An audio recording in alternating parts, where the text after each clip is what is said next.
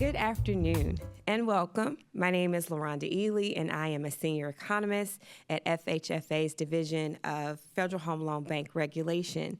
I am joined by my colleague Gwen Grogan, Associate Director of Examinations at FHFA. Let me extend a warm welcome to you, our roundtable participants, as well as those of you in the audience and those of you who are joining us online via our live stream. We are pleased to be in Athens, Ohio, at Ohio University. This is the fourth of 9 in-person roundtables we are convening in 2023. Our discussion today will explore the Federal Home Loan Bank's role or potential role in supporting underserved and rural communities, with particular focus on challenges and opportunities in Middle Appalachia. For the benefit of those joining us for the first time, today's roundtable is part of the Federal Home Loan Bank System at 100, focusing on the Future Initiative. More information, including the video recording and transcript of today's and past events, can be found on our website. I would encourage you all to visit our website to learn more and for updates. While our roundtable discussions are with a small group of stakeholders, we are live streaming this discussion so that we can reach stakeholders here, far, and wide, and extend the reach to as many of you as possible. We also believe that it is critical to get out of Washington, D.C., so that we have an opportunity to meet local constituents and to hear firsthand of the local and regional issues that are of concern, so that we may share these on a national basis. We look forward to today's discussion and the feedback that we will receive from each of you. I'll now turn it over to Gwen, who will review our rules of engagement. Thank you, LaRonda. Rules of engagement, that sounds a bit more daunting than I hope the discussion is. We are looking forward to an open and engaging discussion. I had a chance to look at each of your bios, and clearly your roots are deep and your experience is wide, so we're eager to hear what you have to say. There are no recommendations or views that you should consider off the table. We encourage you to offer your unique experience about the critical issues that we will be covering this afternoon. Of course, we want this to be orderly, so we have kind of a nifty way. When you want to say something, we'd ask you to just turn your placard this way, and we will try to recognize everybody in order that you're called on. We would ask everyone to engage, knowing that we may not agree on everything. But disagreement, I think is healthy, and it also expands the knowledge and perspectives. To ensure that everyone has a turn to speak and that we cover all the discussion points. If somebody goes a little long, LaRonda or I may reel in the conversation a little. We'll talk for roughly half the time, then we'll take a stretch break and come back. For the benefit of those that are on live stream, prior to today, the roundtable participants were given a set of prompts. We'll try to address those during the course of this afternoon's discussion. And we also have a disclaimer that I might like to ad lib, but I've been asked to read that verbatim. So with that, I'll go through the disclaimer. We have organized this roundtable to obtain your input on the mission of the Federal Home Loan Banks, including input on several questions that were sent to you prior to the meeting. During today's session, FHFA will not discuss the status or timing of any potential rulemaking. If the FHFA does decide to engage in rulemaking on any matters discussed today, this meeting would not take the place of a public comment process. The rulemaking document would establish the public comment process, and you would need to submit your comments, if any, in accordance with the submission instructions in that document. FHFA may summarize the feedback gathered at today's session in a future rulemaking document if we determine that a summary would be useful to explain the basis of the rulemaking. Anything said at this meeting, and that also includes reactions, nodding, eye-rolling, should not be construed as binding on or a final decision by the Director of FHFA or FHFA staff. Any questions we have are focused on understanding your views and do not indicate a policy or legal decision. Participation in today's roundtable may have a financial interest. Participants in today's roundtable may have a financial interest, whether direct or indirect, on outcomes that may affect the Federal Home Loan Banks and their businesses. Today's roundtable will be live streamed on FHFA's website and video recording. FHFA may also prepare a transcript of today's session, which would include the names of all speakers and organizations they represent, if any. The recording and any transcripts prepared will be posted on FHFA's website and YouTube channel, along with any materials being presented today or otherwise submitted in conjunction with this roundtable. Wow. With that, I will turn it back over to LaRonda. Thank you, Gwen. So earlier during a lunch, Gwen and I had the pleasure and a chance to meet our roundtable participants, and we learned a lot again from the bios that you submitted. But not all of those watching us today are aware of the staunch history and experience that you have in housing developments and the topics that we are discussing today. So I'm going to ask that you introduce yourselves.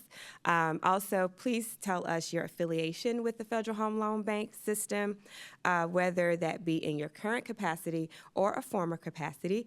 And we will start with Sarah. Good afternoon. Thank you for having us here today. My name is Sarah Morgan. I'm the Chief Investment Officer of an organization based in Kentucky called FHI. We are a membership organization that serves the Central Appalachian region, and we have 50-plus members who are local community development organizations who focus on affordable housing issues from the entire gamut, from homeless issues to home ownership. FHI was one of the first Federal Home Loan Bank members that was a CDFI. We were among the first in the early days, and have always been considered the Federal Home Loan Bank of Cincinnati a really important partner of our members in the work that they do. Thank you. Good afternoon. I'm John Welty, President of Ohio Capital Finance Corporation, and also EVP at Ohio Capital Corporation for Housing, where we're engaged in affordable housing on the lending side through OCFC, which is a CDFI, and also a member of the Federal Home Loan Bank of Cincinnati, providing pre-development acquisition bridge loans, as well as a user of the ZIF program, the AHP programs. And then with regard to Ohio Capital Corporation for Housing, we're a syndicator, both nonprofits. We're engaged in the communities of Ohio, Kentucky, parts of West Virginia, Pennsylvania, to really facilitate affordable housing using the low-income housing tax credit program. Is that primary vehicle. And I've done a little bit over $5 billion of tax credit work in that space.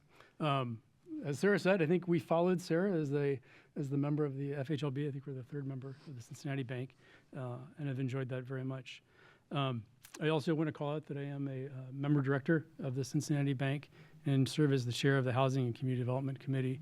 And the comments that I might make today are those of myself and Ohio Capital and do not reflect those of the bank, the board, or the Housing Committee. Thank you very much for having us. Thank you. Good afternoon, everybody. My name is Katie Kramer. I am the Vice President at the Council of Development Finance Agencies. CDFA is based in Columbus, Ohio, though we work with state and local governments across the country, helping them to understand how to finance economic development. We do that through a variety of different ways, including education, networking, research.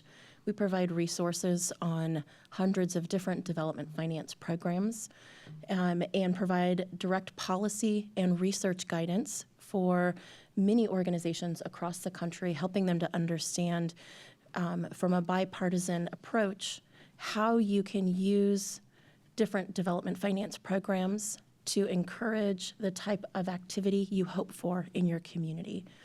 We work on bonds, we work on tax credits, tax increment financing, revolving loan funds, many other different types of development finance tools that are both based in debt and equity to provide a variety of different types of projects. That could be anything from Main Street development to affordable housing, to infrastructure, to manufacturing, and to many other different types of priorities that communities view in the guise of investment in economic development. For CDFA, I work in government affairs. I run several of our access to capital programs, including the CDFA Minority Capital Loan Guarantee Program, and understand directly what it looks like to serve and acquire capital for underserved communities and appreciate the pressures that they face in trying to address their needs and access capital at the same time. I'm thrilled to be here and excited to join the conversation. Thank you so much for having me. Thank you. Dave. Dave Crayer, I'm Assistant Executive Director of People's Self-Help Housing. We're located in Lewis County, Kentucky, on the border of the Ohio River. And been there tomorrow will be 41 years and served as Executive Director of the organization for 38 years. I have been a member of the Affordable Housing Advisory Council for 9 years. Could never get that acronym right, but it was on there. And we have used the AHP program for about 20 years, gotten several awards over the years, and also ZIF funding 5 times for streets and infrastructure for small subdivisions. And also Carol M. Peterson Housing Fund, which has been tremendous for us and for Appalachia, especially for providing repairs to elderly and disabled for home repairs. So have a lot of time with everybody, and glad to be here today. And it's been an honor. I'm going to be retiring 1 month from today. And this is my last hurrah, my last chance to wear a suit. And just good to be here. Thank you, Dave. We're so happy you decided to spend your last event with us. We're honored. Hello, everyone. My name's Tammy Bobo. I'm the banker at the table. I'm with Hocking Valley Bank, which is right here in the city of Athens. We have offices in Coolville, Albany, and the Plains, and not only serve Athens County, but also the adjacent counties of Meigs and Washington. We recently hired a lender who's helping us extend our reach into Hocking, Licking, and Fairfield County as well. In addition to my role as president of Hocking Valley Bank, where I've been for 35 years, 4 in this role, I also am active with the Ohio Bankers League, with the Government Relations Group, and next week we'll start a 3-year stint with the Federal Reserve Bank. We won't go through the lengthy acronym. It's a small bank advisory committee group. And what I hope today is to just talk about what it feels like in rural Ohio in terms of lending and how we're able to assist with affordable housing and what that looks like for the communities that we serve. And I'm also delighted to be here today. Thank you.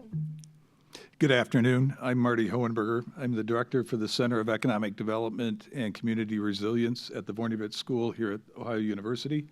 Our team of faculty and staff works on a number of projects. We have a large portfolio of projects around the Appalachian region, working with communities, providing technical assistance, things like economic impact analysis, strategic planning. We get into the workforce issues quite a bit, and we are very much involved with community issues related to housing. So glad to be here. Thank you. Thank you all for sharing. So just before we get started, just want to remind you again that this is your discussion. Gwen and I are simply here to facilitate and to keep it moving and to watch the time. Even if we may direct a particular question to any single one of you, please feel free to chime in with any additions or piggybacks, if you will. In order to do so, just as a reminder, please turn your name card this way so that we know to recognize you. And with that said, let's get right into it. So we're here to talk about issues that are specific to rural communities. And to Tammy's point, again, we are here to get a better understanding of that. And so we appreciate the diversity of experience and backgrounds that you all have. But the one thing in common is obviously the passion that you exude in your work for rural areas like the Appalachia region. So with that said, and given the touch points that you have as it relates to housing and community development, from these different angles and spaces, can you share with our listeners what are some of the housing and community development challenges that are specific to the communities and the populations that you serve? And I think I'll start with Tammy. Okay. I have been with my bank, as I mentioned, for 35 years, and part of that I did spend in the lending area. And what I'll say, I think that very often when we think about affordable housing, we sometimes think that means first-time home buyers or potentially new young families. And I would say here that that certainly is true, but we also have a lot of social programs that are directly impacted. Integrated services is one of those. We have My Sister's Place, which is for domestic violence survivors, is truly the word for that. We also have, any number of others that are certainly worthy of a mention. Good Works is another that works with the rural homeless. And I just believe very strongly that there is a place for those folks to also be homeowners too, and that we need to figure out how to work together to make that happen. I won't go into all my touch points at this point, but I will mention that here in rural Ohio, we still have a lot of infrastructure issues. Broadband is critical to being able to do business and have economic growth here, and that's something that we work through really every day. I also mentioned over lunch, because why don't you talk over lunch about a sewer project? We also have a sewer project in the county now where homeowners are being asked to pay fees to tap into that, and those range anywhere from $1,500 to $15,000. So there are very, very real infrastructure issues that we deal with. And then when you get into regulatory and what that looks like for a developer, my friends at the OBL sent me a video clip to watch from a Senate housing hearing that had happened earlier in the month, and it spoke to issues that developers are facing. And the speaker, who's a chief economist with the National Association of Home Builders, brought up the 5 L's: labor, lots, lumber and supplies, lending, and legal and regulatory. And I think Marty may agree as well. Here in the city of Athens, sometimes just zoning becomes a real issue too. So those are the things that we're facing. Probably many of those are things that you've heard before, but figuring out how we can all jointly work together to address these issues, I think is really what we're all here about today. Thank you. And Martin, I'm going to ask that if you can expand some more on some of the economic development challenges. Sure. Yeah, as I mentioned, some of the work that we do with communities is provide strategic planning. We help facilitate that conversation with communities. And one of the issues that comes up quite a bit is low inventory for housing. And it sometimes becomes a chicken and egg situation where the developers, are really trying to understand what the market demands are, and trying to figure out what that demand is requires developers to assume some risk. And so it's that balance between the two that always becomes the issue. The other thing that we're finding out is that with the advent of remote working, that's also contributing to the housing demand issue. People that are typically working in more of the urban settings and living in the rural communities are now saying, okay, can I work at home and still have that job and be able to provide. So the housing stock is definitely an issue that we come into with strategic planning for these communities. Thank you. John, can you offer us more of a state perspective in terms of the challenges? I can. So just recently, it's been said that Ohio has a need of 250,000 units of housing. And when we look at what the nut we're trying to crack, we can't do that collectively in this room, right? That's a much bigger issue. And on top of that 250,000, you've also got 400,000 families that are cost burdened, of which many of those are paying over 50% of their income towards rent. So I think it's continuing to kind of compound where we're at. And now the past few months, right, we're layering that on with higher interest rates, a harder ability to purchase a home. Rents are continuing to go up. And when we look at our homeless populations here, for instance, we have more homeless people that are working than we've ever had before. We have a longer time being spent in homelessness because there's not a place for the homeless person to go after they're in shelter. So we're lacking that affordable housing as that next step. So if we think of going from homelessness to supportive housing to maybe tax credit, workforce, and market, we're not even filling that first gap yet. So we've got to, I believe, continue to kind of crack that nut. And then as I think of, like rural Appalachia communities that we're serving, it's just more exacerbated. And the word that keeps coming to my mind is access. So it's access to healthcare, access to housing, access to services, access to Wi-Fi, access to healthy foods, fresh food, food in general.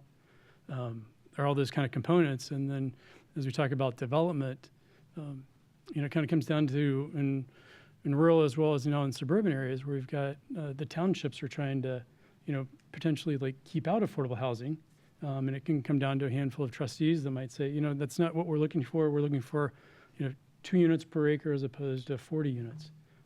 And how do we begin to provide that technical assistance going back to the local townships to say, this is how we can do it, and this is how it'll work, and how it will actually benefit the overall community as a whole. Thank you. Dave, you are from Kentucky, right? I've been here longer than I've been in Illinois where I was born. Right. I'm sorry. So you are your agency that you represent. Can you talk about issues that are unique or specific to your area, or add to, even if the parallels, what you are facing? And in addition to challenges, also any opportunities that exist as well. Okay. Well, I've got the privilege to be the last agency to deal with the end recipient. So we have the people coming to us with their needs. We have the money that's filtered down from the federal finance agency, down through the federal home loan banks, down through the member banks, down to us nonprofits. We get to give the money out. We get to assess the situations and who needs us most. We gather those folks in, and we do the work with the funding from the Federal Home Loan Bank. And it's wonderful because guess who the first people that get thanked for this are? It comes right back to us.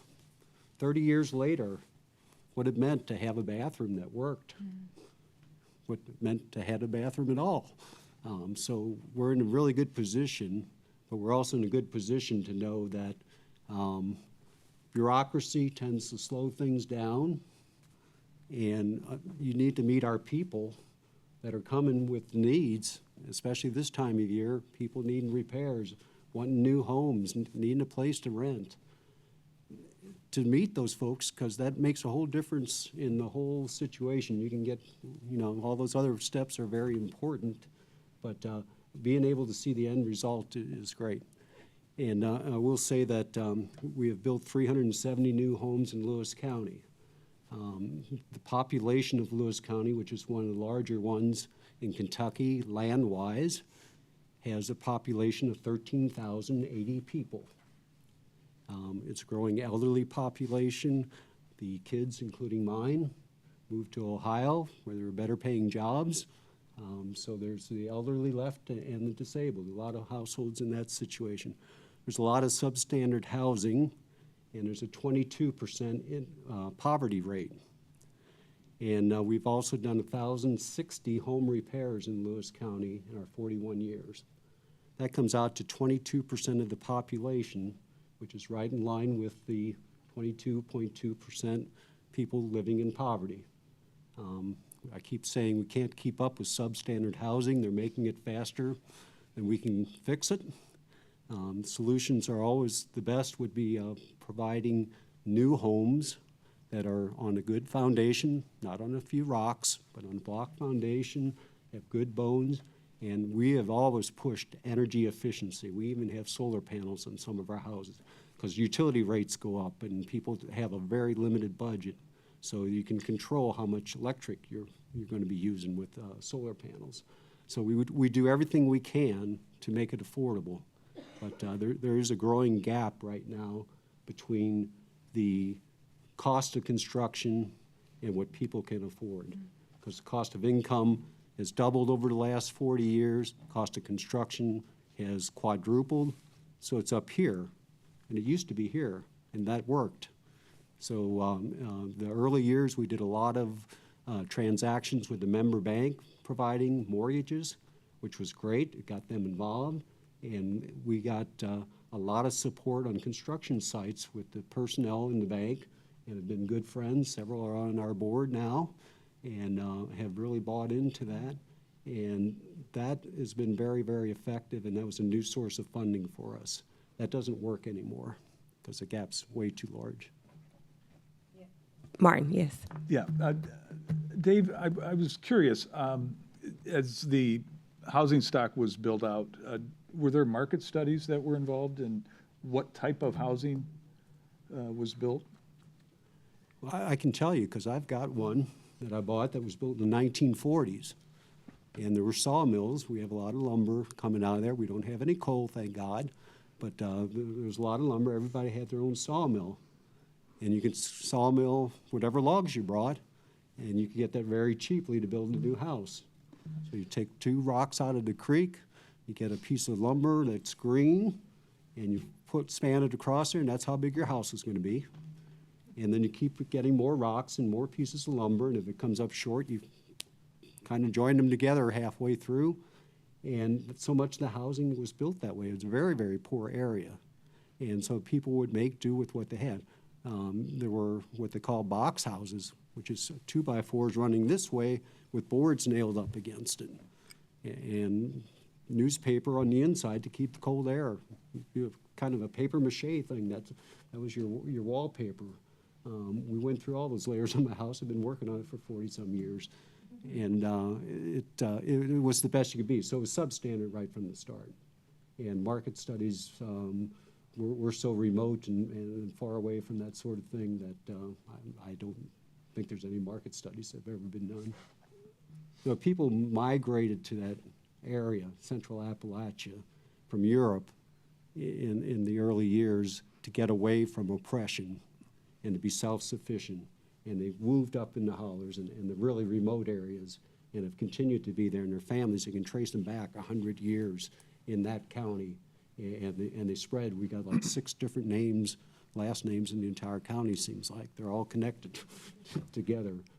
So they value being self-sufficient and being out and away from the metropolis. Thanks. Thank you. And Sarah, I would like to just ask you to chime in, given that your reach is definitely very, very wide. So I think one of the things I mentioned earlier is that FHI is a membership organization.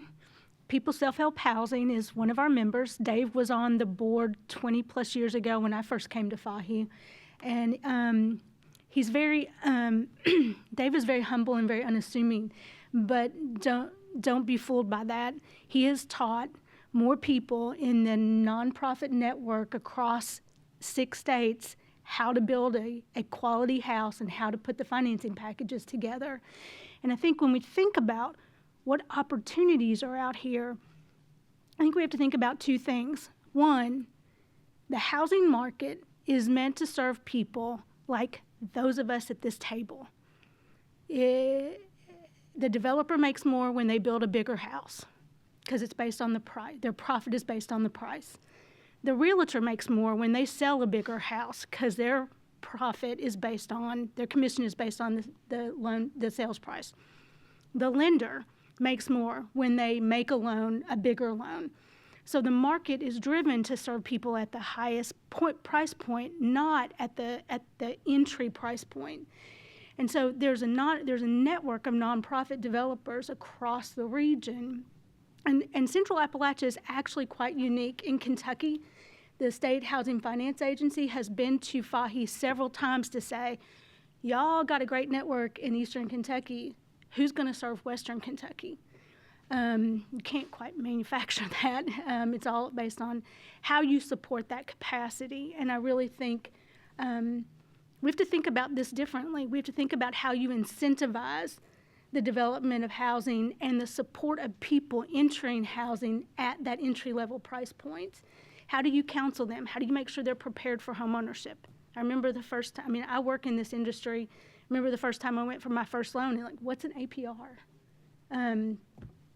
So we've got to educate people. We've got to help them along the way, and then we have to actually incentivize the development of that stock, because we are grossly short of what's needed.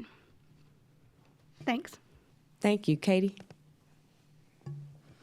I think I'm probably meant to give the national perspective. That's the only one that's left. I agree with so much that's been shared around.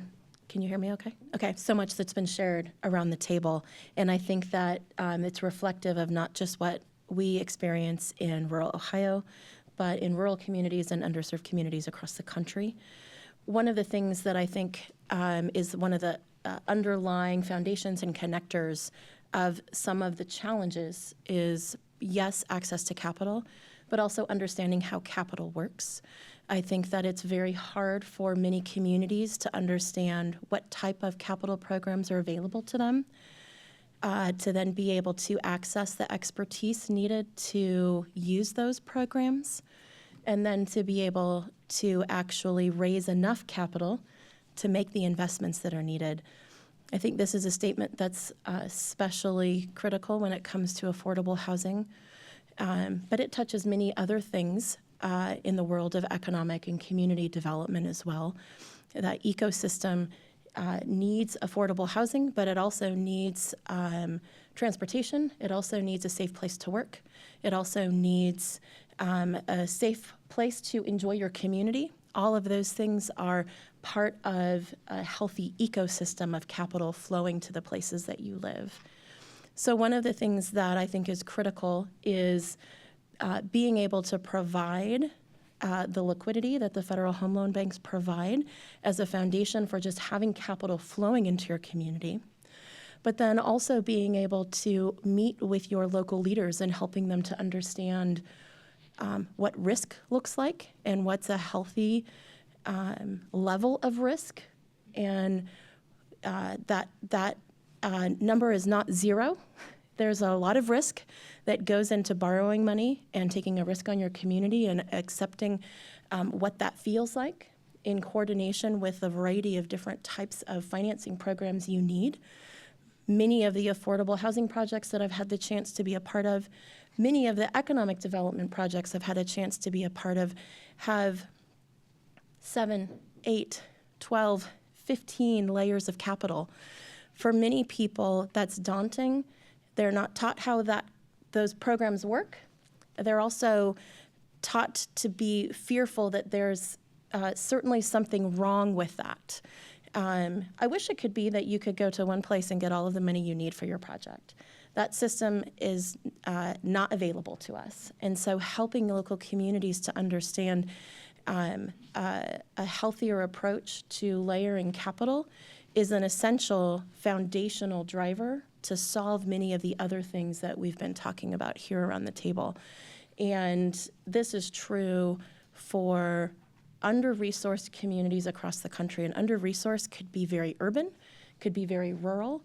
In many places, that's even suburban because they haven't been collecting taxes correctly for 2 generations, and now all of a sudden they don't have enough to be able to invest in the next wave of people moving to their community.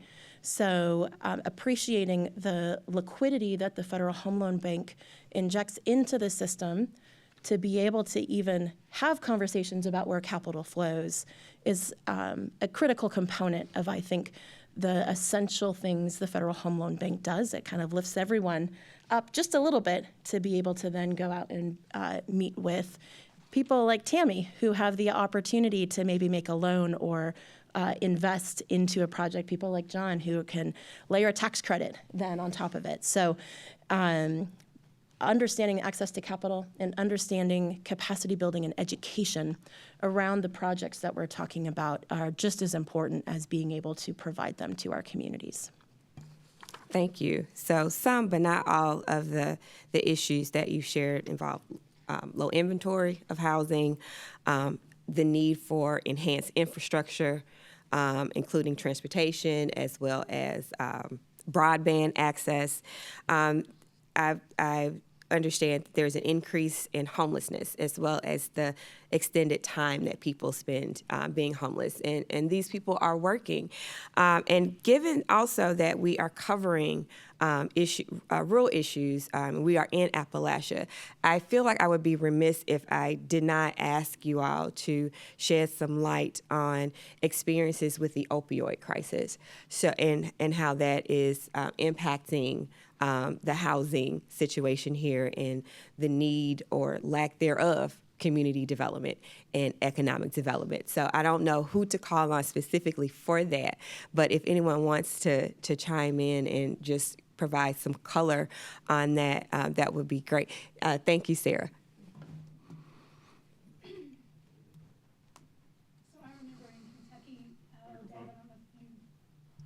Thank you. I don't know if you remember how many years ago, probably 15 years ago, the state started a program called Recovery Kentucky,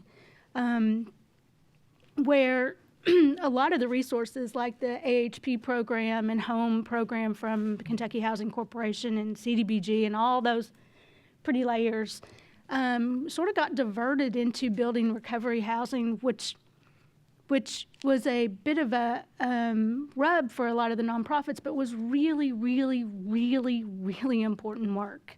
I remember being at a group of caucus when our caucus gets together, our groups across the state. We were all in a room, and there wasn't one person in the room who didn't have an immediate family member who was dealing with this issue. Fahi has gone on to invest, I would hazard a guess that it's just shy of $100 million into recovery facilities across the Commonwealth and in Tennessee and in West Virginia. And most recently, just to give you some flavor about what's happening, when the floods hit eastern Kentucky, it was a once in a lifetime event. I worked flooding in the '97 when President Clinton came on a boat through Cynthiana. This is unheard of. 80% of the houses impacted were not in the floodplain. We immediately started activating resources for our organizations that are in Hazard and Whitesburg, the two communities hit hardest. And one of the things we did is we worked with one of our partners who runs recovery centers throughout the whole Commonwealth of Kentucky. And they have people graduating from their recovery work, who we then were able to connect to Department of Labor funding to pay them to work in mucking out houses, and our nonprofits who were boots on the ground were actually providing the supervision of that labor to teach them how to do the work. They're gaining a work skill, they're getting paid, and they're helping out their community. And I just point this out is like and the Federal Home Loan Bank of Cincinnati provided some funds for one of the groups. And so I just wrote a check one day because it was what was needed.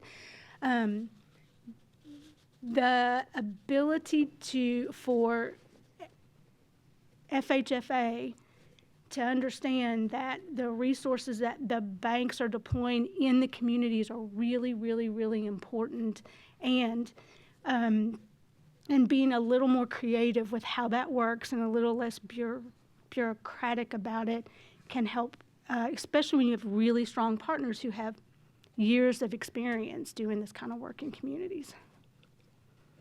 Thank you, John. So I'll just follow up on that. So a couple of things come to mind. We've done recovery housing projects with the Ohio Department of Recovery. And what we're doing there is bridging in capital. So the department has capital, but the developer, the nonprofit, can't get that until they've actually built it. It's on a reimbursement basis. And we've been able to step in and really bridge that capital on very small projects. We're talking, one house that might have six people living in that. And these are like super time intensive. There's no money to be made.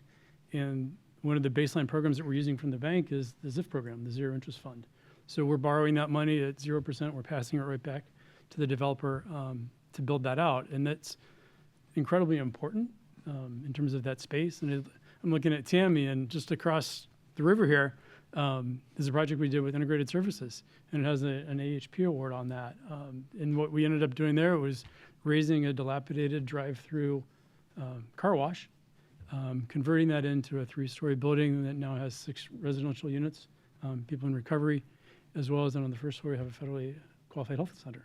So we look at, how are we doing that? The opioid thing is real. The need is real, particularly on the rehab side, and being able to then take that next step to make sure that people have a safe, decent place to recover and then move on is also critically important. Thank you, Katie.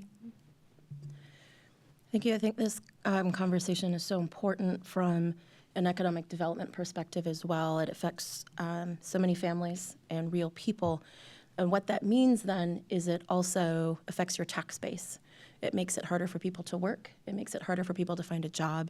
It makes it harder for people to have a home, which means they're then not necessarily paying property taxes and sales taxes, payroll taxes through their own paycheck. That makes it difficult to be able to raise enough capital in your community to invest in projects.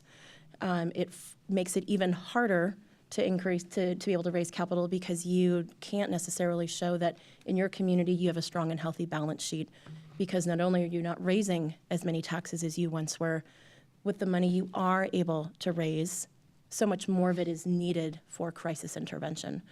This is something that affects many communities in Appalachia. Sarah, it affects, communities where my family lives.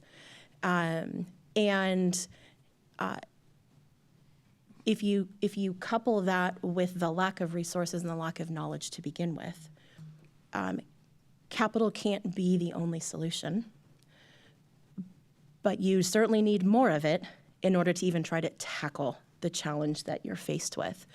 And so not only is it the banks coming to the table, it's many other different types of capital providers, including high net worth individuals and philanthropy, coming to the table to be the ones who are sometimes guaranteeing loans, the ones who are sometimes helping with other types of social services that are needed in the community. With the work that I do, I also serve as the president of the board of the Ohio Statewide Development Corporation. They are a nonprofit lender, lending to real estate-based projects across the country using the SBA 504 program. Within that portfolio, there are several recovery centers that access both SBA financing, state financing, local sources, and the dollars they need to be able to serve the residents and the people, as well as to be able to pay off their loans, is debilitating. And so you have a crisis that doesn't just affect the individual people who are struggling with opioids.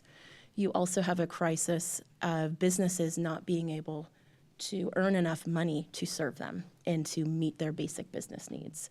This is what I mean when I say more capital is needed in the system to address this. And it is heartbreaking for many of the communities across Ohio that I have a personal experience with.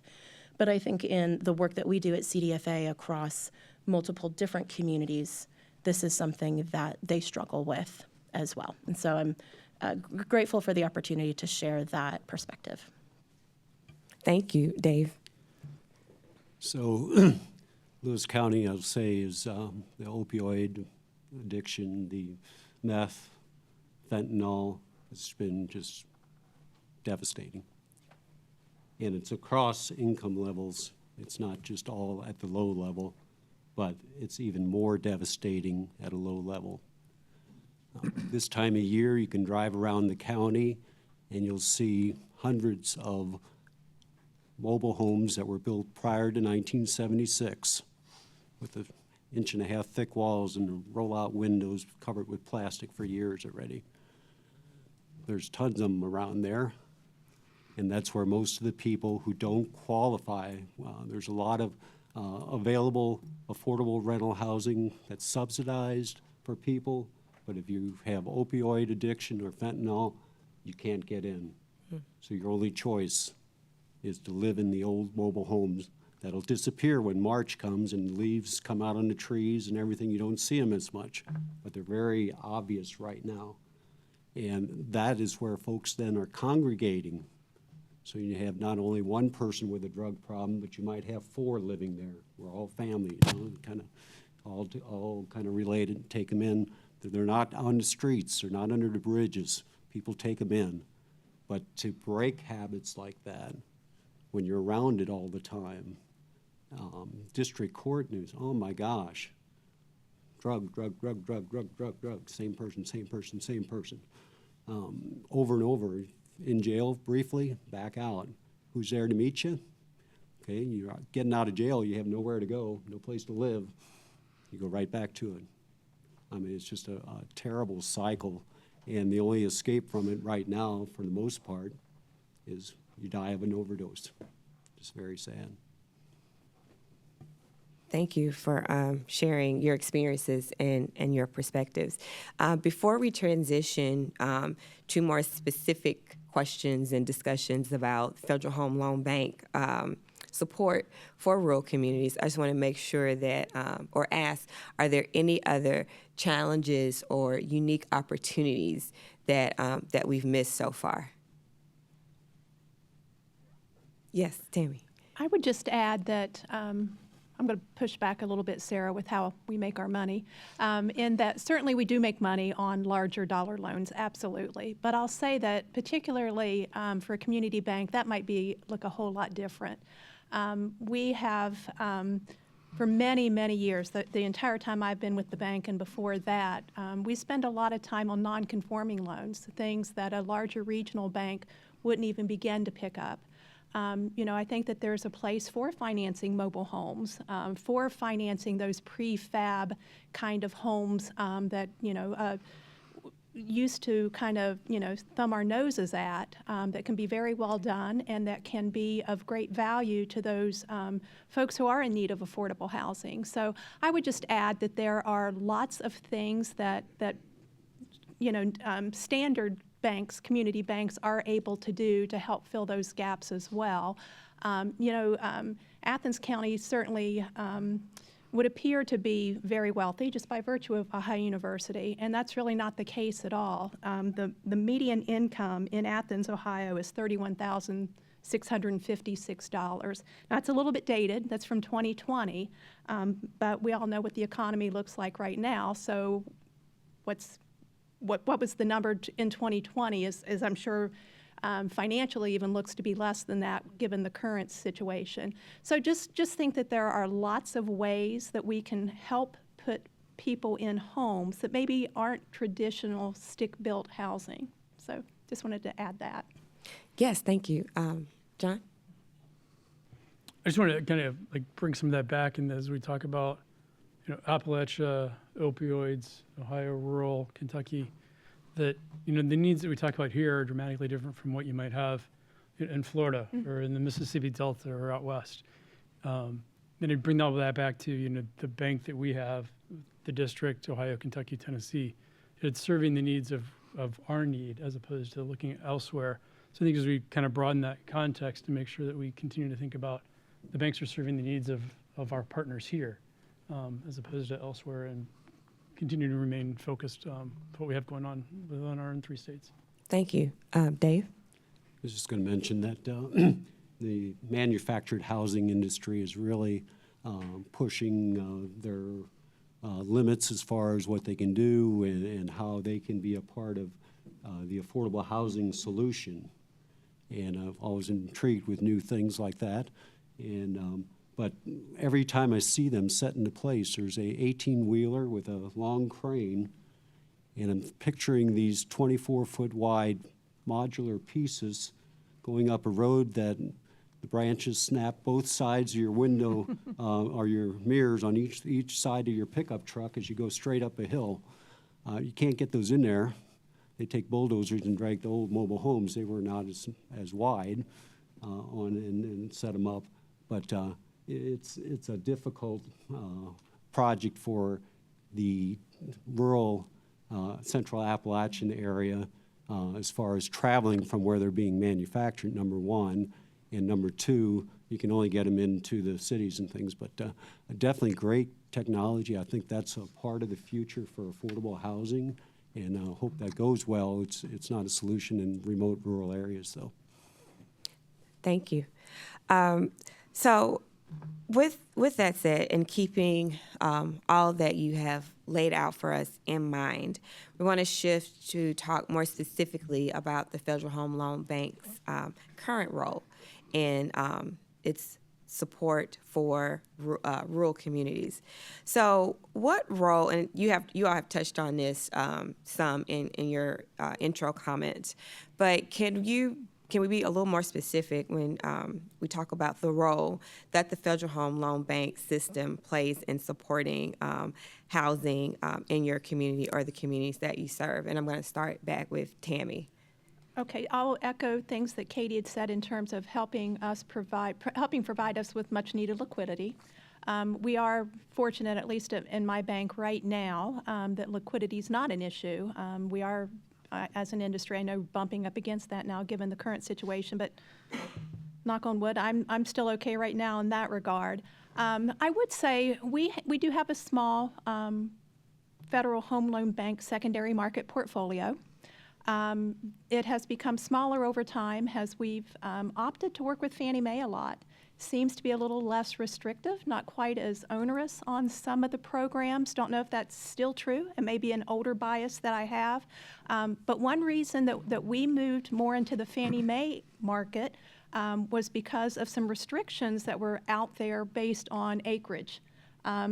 While we're in Athens County, you know, if we had a property that was over 5 acres, it became very hard to get an approval through the Federal Home Loan Bank with that. So we, over time, have just moved more into Fannie Mae. So I don't know if that's still true today, but I would say that is something that I would ask that maybe be reviewed, are the programs and some of the rules and the application of those in particular, particularly in rural markets like we have, because a lot of our properties down here are over 5 acres once you get out of the city of Athens. So I just would mention that. Thank you. Sarah? I think I would echo Tammy, and you know, the bank's primary purpose is liquidity to a housing market, and and my comment earlier about the housing industry is really about not directed individually at a bank, because we're Fannie, Freddie, seller servicer too, but really about the system, and it's about how the systems work. And we have a system that allows access to both liquidity and credit based upon your credit score. Really, the credit score of the borrower and the LTV of the loan. And if we're trying to punch into a market that is not being served already, then we're going to have to think about it outside of the existing system. And CDFIs are meant to serve target markets that the regular economy isn't already serving. And so I see them as a great partner and vehicle, but I do believe they're going to have to be treated a little differently than traditional banks. Traditional banks can make a loan without providing any sort of home buyer edge. They may, some banks may, some may not. CDFIs have to, like, it's development services are part of who we are. And I think the underlying quality of the paper may not look as great because it may not have the perfect credit score, but we may layer some kinds of subordinate finance that provide down payment assistance and those types of things that help shore up the credit quality. And I think that if I were to make a recommendation to FHFA, it is, can you work with with the banks and their CDFI partners to actually look at that credit under a different microscope, look at it based upon the asset class and how it actually has performed over time. Thank you, Dave. So for us, bottom line is dollars. There's never enough to meet the needs.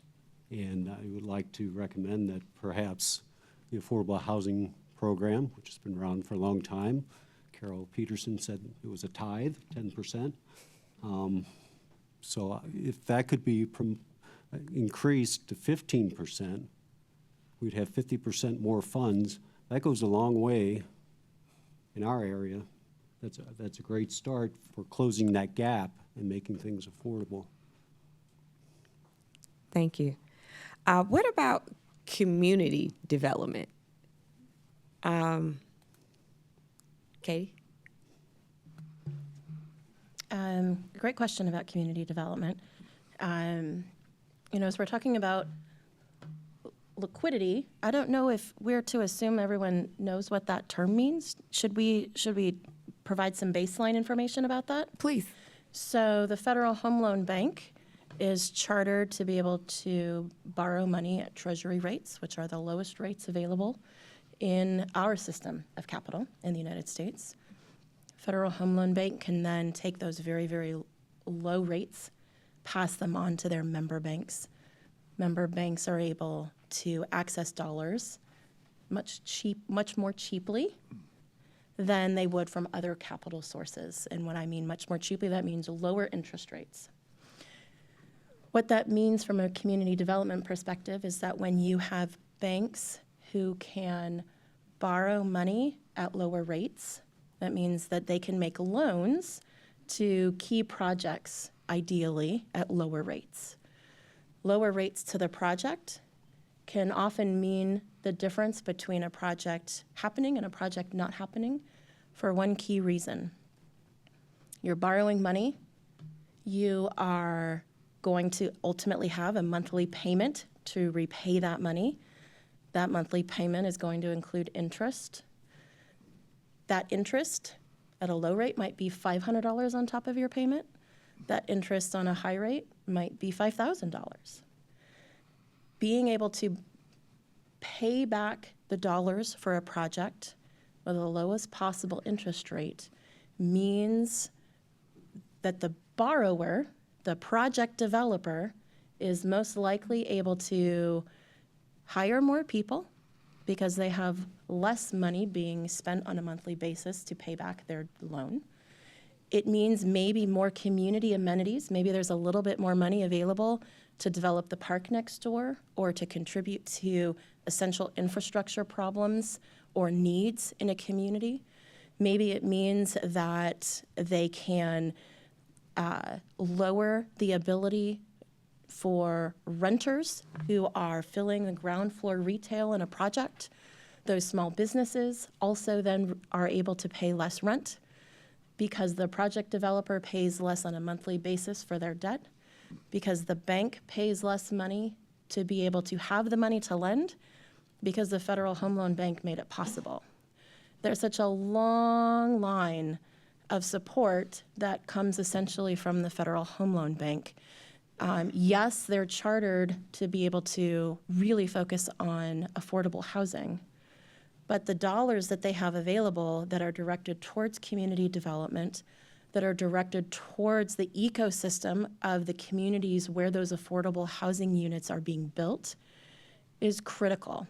They have a variety of different tools to be able to do that, the Federal Home Loan Bank, in addition to just allowing banks to be able to borrow money. They can also guarantee debt, meaning if you can't make your payment, the Federal Home Loan Bank will help you make your payment. There's a variety of different types of measures that they have available that some of you have already talked about. I think the ZIP program is really cool. How many of you would like to be able to borrow money for free? I would like to be able to borrow money for free. For essential mission-driven projects in your community, wouldn't it be wonderful to have even greater access to the ZIF program where there's more ways to be able to borrow zero interest dollars for critical projects? These are things that I think are part of what the Federal Home Loan Bank is trying to do when infusing community development into their banking decisions, in addition to just propping up the affordable housing and the availability of mortgages across the country as well. John, you're nodding. I think you may have some more to add. Well, I don't know about that. I think the critical thing about the Federal Home Loan Bank is the access to capital, access to liquidity. And as we look at that in the broader context, providing banks, CDFIs, credit unions, insurance companies, with that, that's at the end of the day, once we can get to that piece of the sale and the income generated from that is really what's coming back down to funnel on that community development. We can call it community development, we can call it affordable housing, however we want to like kind of define that. But that's kind of at the end of the day where that money is going and where it's so impactful. So the greater the flexibility that can be involved within that kind of bottom line, get the money out the door, is I think where it really becomes critical. So I know we've got rules, regulations, CDFIs have them, banks have them, insurance companies, everybody, right? But to the extent that we can make it easier to use and more flexible, at the end of the day, I think there's a lot more power there in terms of how we can derive and leverage dollars on a daily basis, literally. And as Katie was saying, we look at interest rates, right? And I was thinking, going back to like an AHP disbursement. So the extent that a disbursement might take 30 days versus 1 day, that's 30 days of interest we're paying at a market level when we could have had that loan paid off on day one. And that, like the disbursement thing, it can continue and continue and continue. So if we're going out 6 months, that's a huge amount of interest that a developer just had to pay. And that's just costing money that we don't have. The deals are already tight, right? You get 4 layers, 18 layers, how many you want to put on that lasagna. It makes it really hard. So speed, access, are just critical. Thank you, Dave. So I want to give a shout out to the Federal Home Loan Bank of Cincinnati for their disaster relief fund that they created. And that should be a model for the AHP. Get the money there quick, get it there when it needs to be there, and not have to wait for it for a year or so until we get through all the hoops and things. If we could get that to happen, and it works, and there's been proof of this certainly with the July flooding down in southeastern Kentucky, where hundreds of homes were lost. And Federal Home Loan Bank was one of the first ones there. There have been several homes completed already. And how did they make that work? Well, there was a foundation that had gained in Hazard, Kentucky, right in the midst of all the flooding, that brought in millions of dollars. They've kicked into the pot. And then there was the FEMA buyouts, which was never anywhere close to what it should have been. And then the Federal Home Loan Bank filled the gap. And there's several of these houses done already. Amazing. Thank you. Martin? Yes. I wanted to add on to what Katie mentioned about community development. All these things that we've talked about so far, the housing stock, the infrastructure issues, the workforce issues, the opioid, issue, all speaks to the quality of life for a community. And if you've got, sustainable quality of life and good quality of life, you've got a vibrant community, and it kind of feeds on itself. When any one of those things or all of them together bring the quality of life down, you start to see, residents moving on to communities where they can get that quality of life. So it's all tied together. Thank you. So I wanted to introduce a topic about a population that we're looking at that we don't necessarily see as much activity at the banks, and that's the native populations. And it, of course, I think of the Trail of Tears starting down in Tennessee, but now no federal recognized tribes. I'm wondering what your experience, if any, has been in working with native populations and some ideas you could give us as we explore that. Yeah. Katie, you're nodding. So. That's for me. Okay. So CDFA is able to work with many tribal governments across the country. Tribal governments are vastly different from one another. Just like California, Ohio, and Rhode Island are very different, so are all of the many different Native American tribes in our communities. Some of them understand capital and the capital system we have in the United States and the way we pay taxes and raise taxes and use that to leverage investment. Some of them do not understand it. Some of them choose not to participate in that system, which is their right. One of the things that's difficult is understanding how to be respectful of their sovereign rights and their sovereign capital, while also wanting to be supportive of the tribal governments that do want to grow or invest directly on land that they have or directly to the benefit of their tribal members who do not live on direct Native American land. As we work with tribal governments, one of the things that they wish they could have more support around is the conversation around who owns the land and who's building on the land. Many developers often want to own the land that they're building on. Native Americans, many tribal government leaders desire not to have other people owning their land. And so understanding how ground leases can work more effectively as an asset, I think is incredibly important to this conversation. It's also incredibly important for being able to understand a different way of understanding collateral. Most people put up $5,000 for their car loan. That's the collateral on the loan. They pay it off over 5 years. It's real cash and it's an understood asset.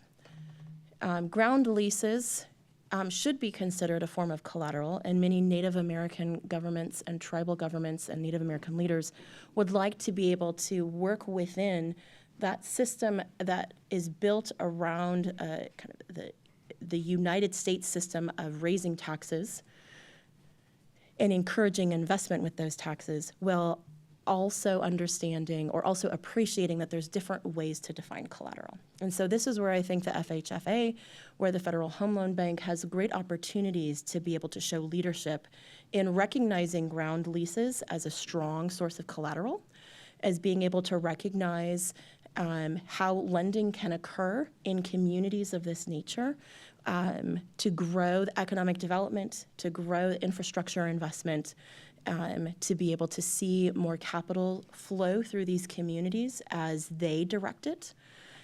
This is probably the #1 issue facing most tribal governments that we encounter and work directly with at CDFA. We run a specific program in coordination with the USDA around how tribal governments can invest in community facilities infrastructure. What would it look like if they need to invest in a new government building, in a new hospital, in a new school? They don't necessarily have the resources to build that. They would like to contract with other developers, others with expertise in those types of buildings and those types of infrastructure investments. But they would also like to be able to think through different ways of meeting the collateral test and being able to meet the debt coverage over time to pay off those loans for the investments that they're making. I've probably reached the edge of my understanding of the policy in this area. So I'm going to pause and stop. If others have actually structured these deals, I would welcome you to add on to it from there. I have not structured a deal in this area. Let me be really clear.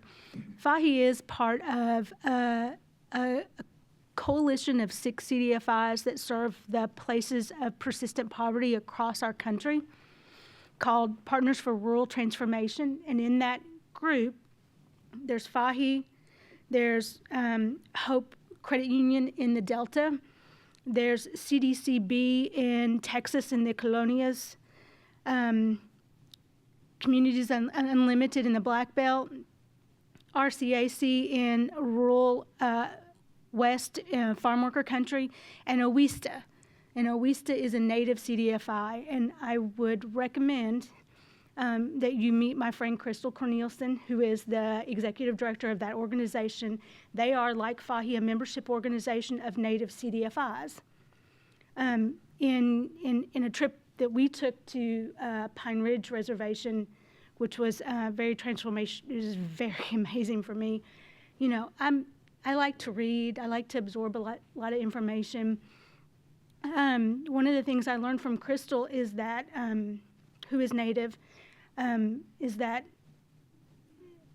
the Native people don't like sharing their stories because the white people took their culture away when they.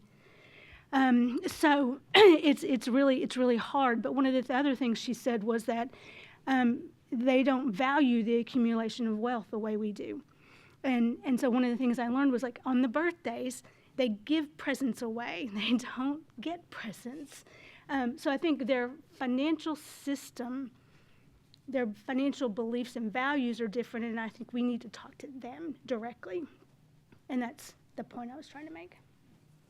And I'd be happy to make an introduction to Crystal. Thank you. Thank you. Speaking of different populations that the Federal Home Loan Banks could serve, are there any other niche or unique different populations that the Federal Home Loan Bank system can better serve? I know, Tammy, in our discussion, you've mentioned seniors. What are some of their unique challenges? And I believe this also you can tie this into the infrastructure issue that you mentioned. Can you just provide our viewers and audience more insight and information about the sewer projects and the challenges that are specific to those homeowners, and what, if anything, the Federal Home Loan Bank system could do to better support? Sure. So a lot of our seniors have been in those homes much of their lives. As they've moved into a situation where they're no longer wage earners and on our fixed income, that becomes more difficult to upkeep the property. So that's what we're seeing in terms of the sewer project. It's a mandatory project, so you do have to do a hookup and figure out what that looks like. And that's been difficult. We've received calls from our county commissioners on, can you help with this project? There was some funding that was available, but the rules were so hard, and the restrictions so small, and even the income level so much higher than even some of our residents can meet to even qualify. So we've been doing, small loans to help folks get into those properties, and try to do it without taking a mortgage on the property. I mean, in some cases, as I mentioned, it's as little as $1,500. So just small micro loans to get them hooked up onto the project. So those are the challenges that we're seeing. You know, there's a lot of older properties throughout the county. Some fall in disrepair with tax issues. We have a pretty heavy tax base here in our county. Now, what I'll say is when they've fallen into disrepair and taxes go unpaid, we do have a land bank that does come in and take the property and try to rehab it and sell it, just because the property value next door to it has gone down as a result. So there are a lot of moving parts to that. Seniors in particularly, we're trying to work through the project with. Back to the Native Americans, we don't have, Athens County is predominantly white. We do have a bit of an international population just by virtue of the university, but even those are just small numbers. So really, it really is about how the lower income folks and those that are on the fixed income has been really what we're trying to most work through with this recent project. So I wish I had been able to give you numbers in terms of the age, but Athens is like a lot of other rural communities in that it is an aging population, and those are the challenges that we're seeing a lot of those folks meet right now, or face right now, as the project and just properties going to seed just because they really don't have a means to rehab or invest in them given age and no wage earners. Thank you. Katie? I don't feel strongly about any particular populations that the FHLB doesn't serve. As a matter of fact, what I think I love about the system is something similar to what John shared earlier, which is it's designed on purpose to be as flexible as possible to reach regional decision making. And that's something that I would encourage continue to happen, that the people best equipped to make decisions about what types of populations should be served because of the FHLB liquidity is only can be made by the people who are living in those communities. And so I would encourage the FHFA to keep the system as flexible as possible, to be able to then give FHLB regional banks the ability to make those decisions in coordination with their own local member banks.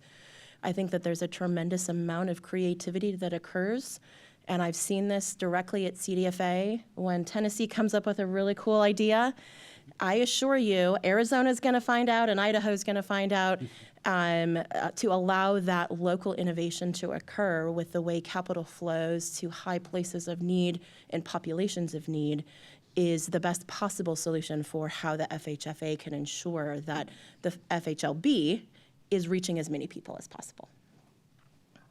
Thank you. And as we are coming up on our break, before we transition there, I have a question about factors or barriers that are preventing the federal home loan banks from playing a larger role. So again, you've done an excellent job of outlining the various challenges that are faced in rural communities. So obviously there is a need. What are some of the challenges that you see are preventing the federal home loan banks? And I know there's been discussion about the red tape, so to speak, and the bureaucracy. Would any of you like to add just some more detailed or some more depth to what you are referring to when you talk about the bureaucracy and how that can be a hindrance or a roadblock? I would say for us nonprofits to finance a new home, we will usually have USDA rural development funding, permanent financing. We will have HUD home program financing, and then we add the Federal Home Loan Bank federal funding to that. That's 3 sets of acronyms and 3 sets of restrictions and Federal Register columns, one after another, to keep track of. And but that's what it takes. So how can we all get on the same page? Yeah. What about awareness of the federal? Oh, I'm sorry, John. And Katie. I'm sorry. I've never turned my back. Oh. No, just picking back on Dave. It's the overall compliance burden. When we look at, especially at a tax credit project or affordable housing, the number of people involved in that, when you've got private investors, you've got lenders, we've got the state agencies, we've got recovery housing provider, you've got the IRS. The level of oversight on a tax credit deal is huge. And when I look at the overall amount of an AHP award going into a tax credit deal, we're in the 7%, 10% range of a total capital stack. And that overall risk of what's going to happen to the AHP award versus the compliance, I think there's an imbalance. I don't know. In our portfolio, we've done, 100 AHPs. There's no events of noncompliance. And if there is, it's certainly not willful or intentional. I think the one thing that we've got right now in Ohio is a potential for real estate taxes to increase. County auditors may have the ability to use the sales approach as opposed to an income approach based on affordable rents. If that comes to fruition, I can guarantee you about all of the rural AHPs that we have done will be in noncompliance. Just due to the real estate taxes going up, right? We'll be underwater. Due to no fault of anybody's intention.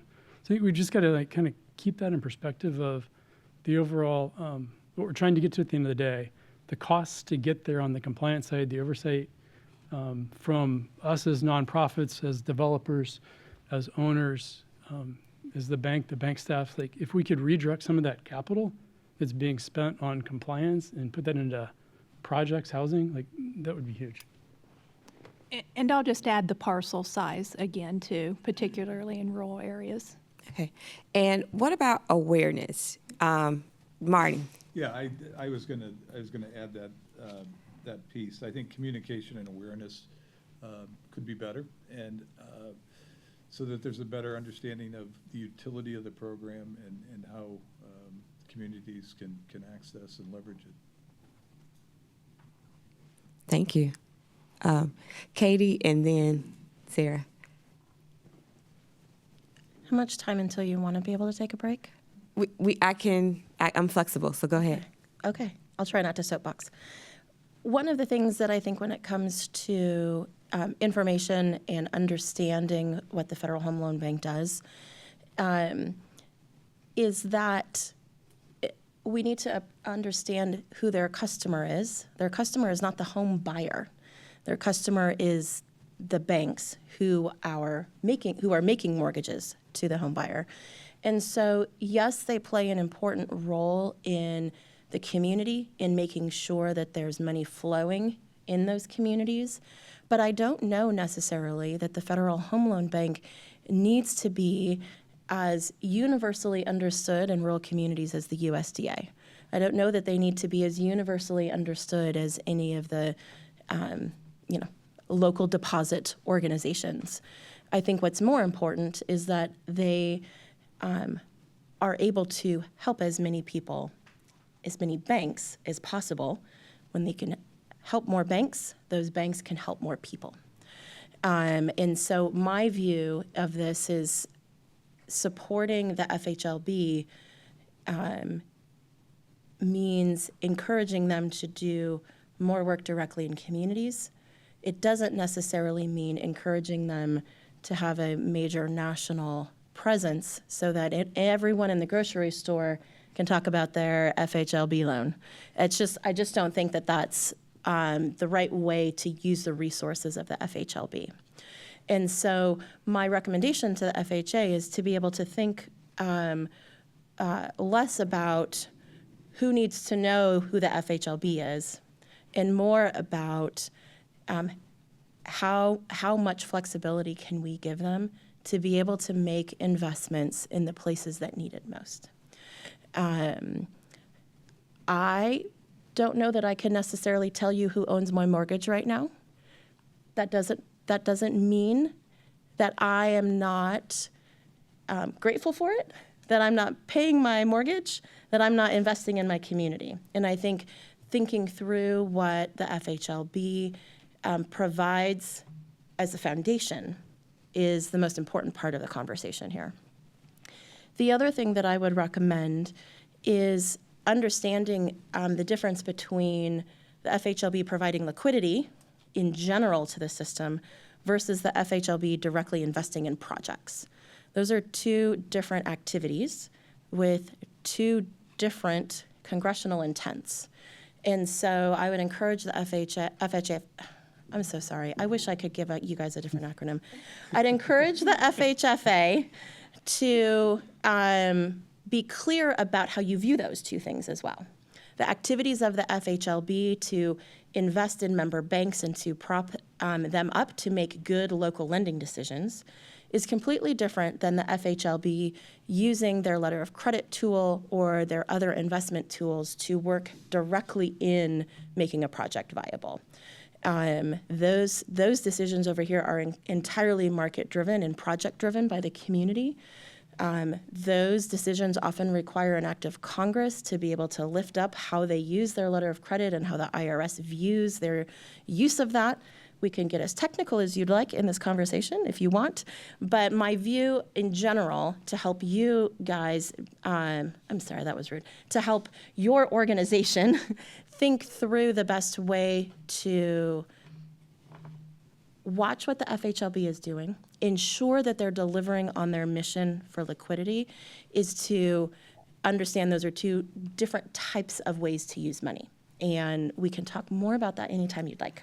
How about after the break? Yeah. We do hope that you get technical. John, then Sarah. Oh, I'm sorry. Oh, okay, I'm sorry, Sarah. Sorry. Well, since Katie mentioned it, the two sides of the bank, which she just mentioned, one is, I think, especially Cincinnati, which is the one I'm most familiar with, they do an excellent job of outreach, especially to their banks and the nonprofits.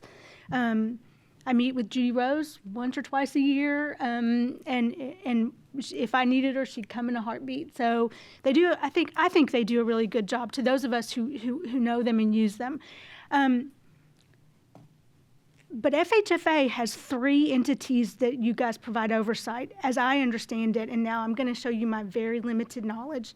But it's the Federal Home Loan Bank System, it's Fannie, and it's Freddie. Now, Fannie and Freddie have a duty to serve mandate, which says you guys got to invest in rural places, you got to invest in rental, and you got to invest in manufactured housing. I don't see, and this is my limited knowledge, so if there is something and I'm missing it, I'd love somebody to tell me, but I don't see that FHLB has the same sort of mandate. And yet, they provide access to liquidity to the market. I believe you began, LaRonda, with what are the barriers to them participating in the system? Zero tolerance for risk is the barrier. And I think if there could be some opening of that, even on a pilot basis, that would be transformative. I don't know how banks work, so I can't speak for banks, but CDFIs, I'm not a depository. I borrow every dime we turn around and relend. If I default to one investor, I'm SOL. I'm never defaulted to an investor yet. I did have a bank tell me that, yeah, and you're not Lehman Brothers either. So it's I know there's a bunch of wiggle room in here. But I do think if FHFA could think about a pilot where they would open up and allow some additional risk layers, and there would be a reserve and all the things the rest of us lenders do, there's an opportunity for the bank system to go deeper. And I believe the people at the banks would like to do that. Some loan guarantees, like the SBA. Thank you. And so that's a great segue for our break and a preview of what we will be talking about in the next segment. So again, we are looking to get more technical because in the second segment, we will start to talk about the future of the Federal Home Loan Banks and talk some more about, areas for opportunity maybe in terms of manufactured housing or mobile homes and ways to support, better support the supply of affordable housing. And maybe we can get into some more of this zero tolerance for risk. I'm sure Tammy may have some color to add. So right now it's approximately 2:27, so we'll take about 23-minute break and let's reconvene at 2:45. Thank you. Welcome back. We are now ready to get into the future role of the Federal Home Loan Bank system. And so I'm going to toss it over to my colleague, Gwen, who will start the facilitation of this segment. Thanks, LaRonda. I think this is the best section of all, right? Where I'm working with creative and problem solvers. And so a lot of the questions that I had in mind as we went through the earlier sessions, you sort of touched on them, but I'd like you to dig a little deeper and talk about those. If there's something else that we haven't touched on that you would like to talk about, that would be fantastic. So my first prompt is, let's explore where the banks may play a larger role, specifically thinking about rural populations and communities. If there are unmet or undermet needs, is there anything there that you think of? And Tammy, I was going to call on you. Earlier you talked about rural homeless. And on TV, a lot of times what we see are urban homeless. And can you talk about the special needs related to rural homeless? Well, certainly, I believe we've touched on it with the opioid crisis. What we have found is a lot of that does relate directly back to drug use.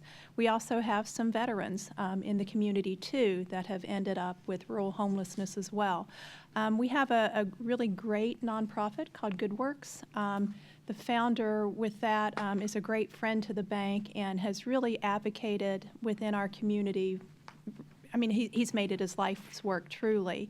And there's a new project with a build that's going up that does work with now housing even families, because it's not even just a male or female that's homeless. There are entire family units that are rural homeless.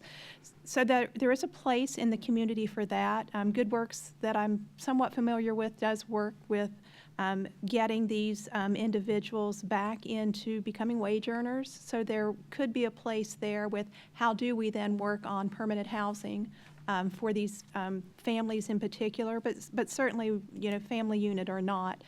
So rural homelessness does, again, trace back a lot to that opioid epidemic that we talked about earlier. But there are also lots of underlying factors that also play a role there, too, with just mental wellness as well plays a role in that, too. So just think that there's a place for that. I'd love to make an introduction to the Keith Wasserman, who is the founder and director of Good Works, who could certainly share a great perspective on projects that might be in play there that we could all partner on. So, Thank you. John? I was just going to add on, we tend to think of homelessness, we're thinking about people on the streets. But when you go back to like where that's stemming from, and we've been doing work with the healthcare system, housing, healthcare, there's a complete convergence there of where we can do things together. And people are more disabled, they're more sick. There's a higher incidence of diabetes, hypertension, particularly in rural populations. And all of that then leads to homelessness, right? So if your parent is suffering and you've got a child in the school, they're not getting the care they need. And we know as that cycle goes down, the next stop is the jail, prison, right? Because it's not getting better. So if there's a way to be able to tie back a bit on the healthcare system too, to think how can we use all of these systems together, at an environmental level to say, okay, if we can work on housing, we can work on healthcare. It's been said housing is the vaccine, which I believe is a true statement, right? If you have safe, stable housing, your outcomes are going to be far better in life. So just kind of like keeping that in that bigger context of the healthcare system, which has its own things going on, particularly in rural populations where hospitals are closing or they're being converted down to a care center as opposed to a hospital. Access, again, is a large issue, and all that's the beginning slide of homelessness. Thank you.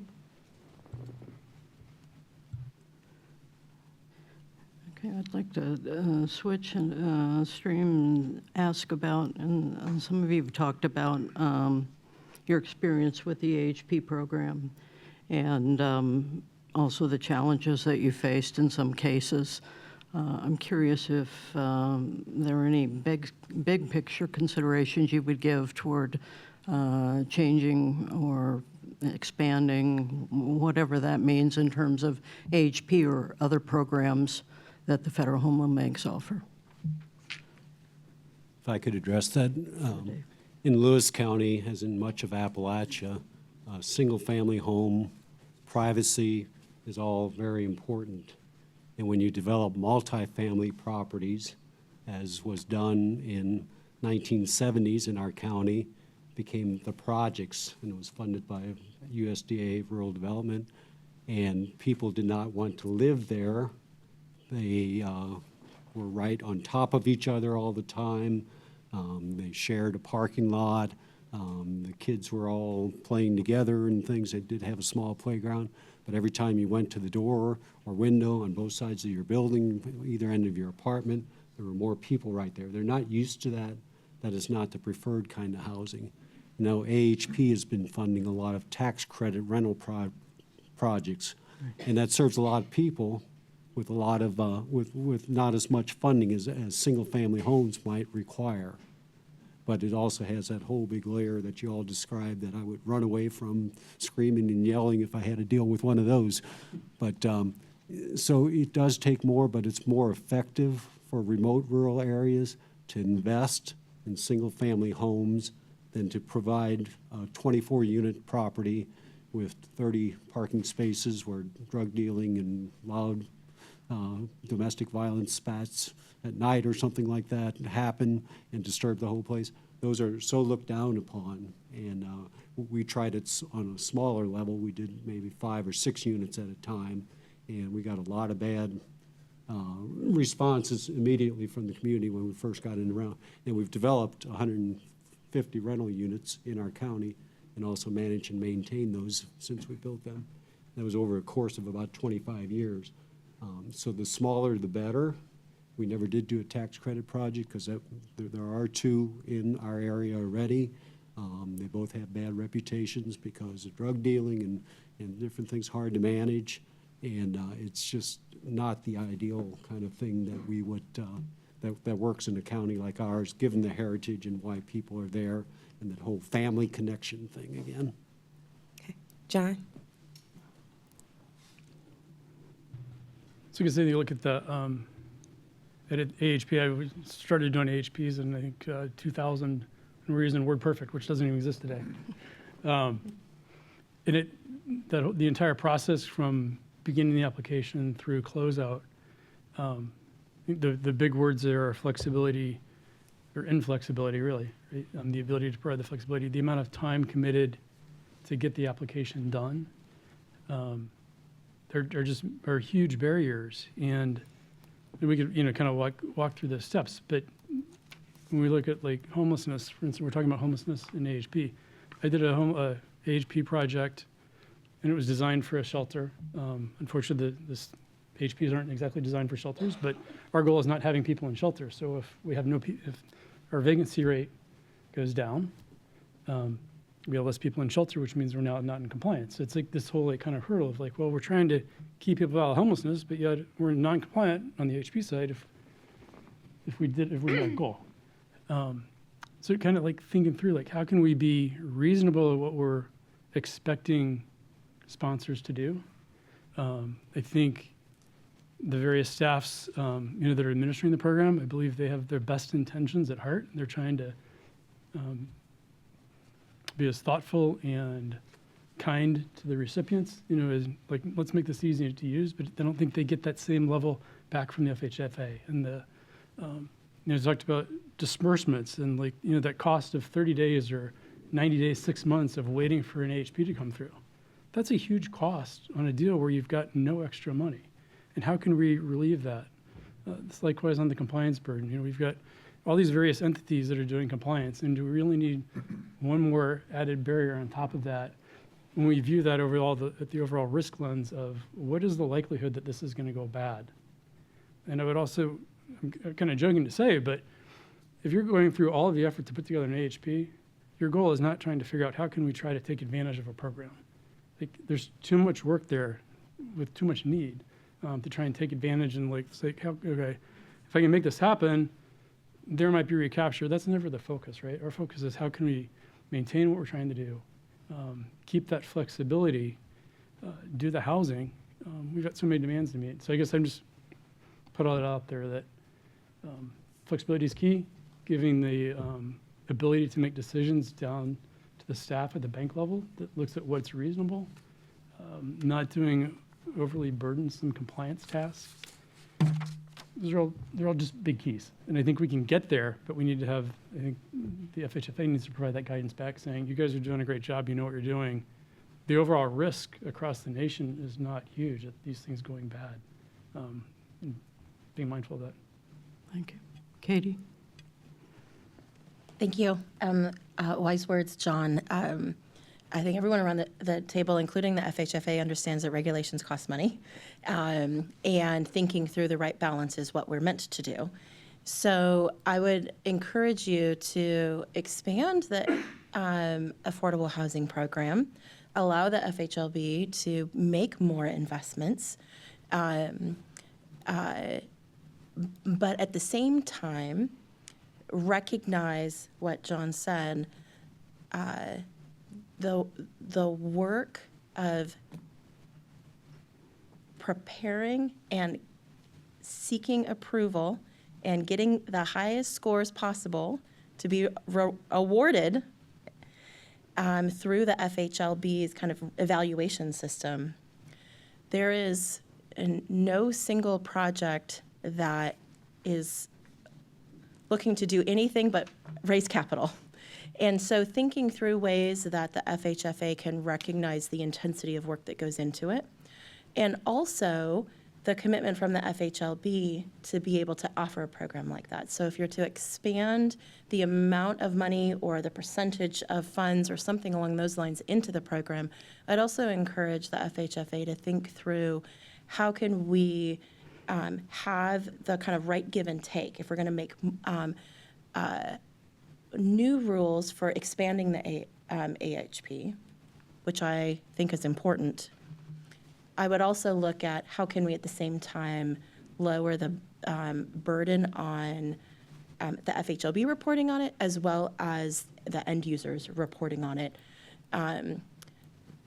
because it doesn't quite work to increase the overall compliance and regulatory environment around the AHP and increase the amount of money that FHLB and the end users have access to. Now you've spent the money twice when it's not there to spend. And so I hope that that's kind of a clear description of what I'm trying to say. We can certainly get into it more, but I would not recommend increasing compliance and increasing the percentage.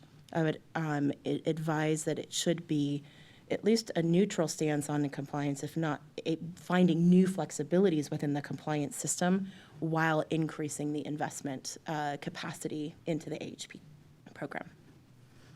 Thank you.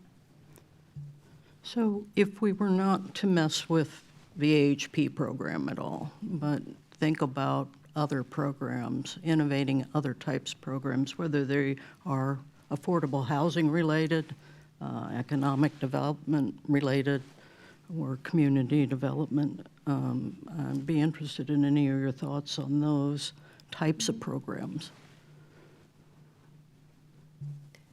Sure. How long do we have? Well, I would like for, I think Sarah's comments, well, no, I'm sorry, Katie, since you have the mic, you mentioned letters of credit, right? Can you talk about that? Sure, we could talk about letters of credit. FHLB has a letter of credit program that they provide. It allows them to essentially use the strength of their balance sheet, the money that they have at their own banks. These are not member banks. This is money at the FHLB, to be able to use that to provide insurance on individual projects. It means, from a financial perspective, that a community could issue a bond. They could use that money to be able to invest in any number of different types of things: infrastructure, water, sewer, hospitals, building a variety of different types of projects. With the FHLB's letter of credit support onto a bond issuance, it means that that bond issuer can go to the bond markets, be able to attract investors to buy those bonds, and ask for lower rates in return. This is true for community and economic development projects, like I just mentioned, but also for affordable housing projects. There is so little insurance available in the bond market. It's by design meant to be a risk endeavor. Investors are buying bonds knowing that there's risk associated with it. Buying the right bond means you might make a lot of money. Buying the wrong bond means you might lose money. But for some projects that are essential community drivers, there's a way to de-risk that decision just a little bit for the investor to protect everyone involved in the transaction. And these are essential community development projects. These are projects that are defined by Congress and the IRS as essential community drivers. Things like small manufacturers, first-time farmers, affordable housing projects, wastewater treatment facilities. When you issue a bond for those types of projects, being able to layer a little bit of insurance on it means the investor is likely willing to buy that bond and accept a lower rate of return, because they know if the bond fails, the FHLB will help with the letter of credit to make them whole. The letter of credit right now is available and generally tends to be used in less creative ways because Congress does not allow them to use it more creatively. For about 2 years after the Great Recession, Congress created a new way for the Federal Home Loan Bank to use their letter of credit as a way to immediately infuse capital support in any way they possibly could to shore up our financial markets. That program became kind of like a pilot program of 2 years. It gets to the de-risking that we were talking about, that an immense amount of impact was created by a whole set of community-driven projects being able to access the bond market at low rates in a way they never had been able to do before. Those rules sunsetted in 2010, and I think that being able to bring those rules back would make a huge difference to communities, to bond issuers. It gives the FHLB a way to use their immense financial strength in a new way. Yes, they can continue to provide liquidity. Yes, they can continue to be involved in affordable housing projects. But in the communities, yes, they can also use their financial strength to be able to help those communities invest in other types of projects. It's purely a mechanism for keeping the wheels of our commerce moving without the FHLB having to make direct investment decisions. So this is something that is a new way to support rural communities, a new way to support underserved communities. And I'll close with the financial reason why it's important. If you can lower the costs that you experience to pay back your bond, to pay back your loan, it means that there's more money available to do critical project work. In rural communities especially, building a hospital is a much more expensive proposition than in other places. This is just one example. It's more expensive because your community is more remote. You have potentially fewer workers to help build the hospital. You have fewer taxpayers, which means you have less money available in your community for supporting the things that occur at the hospital, like fire and EMS going to the hospital. And so the whole system of having a remote community with people who don't live close together means that your project is essentially more expensive.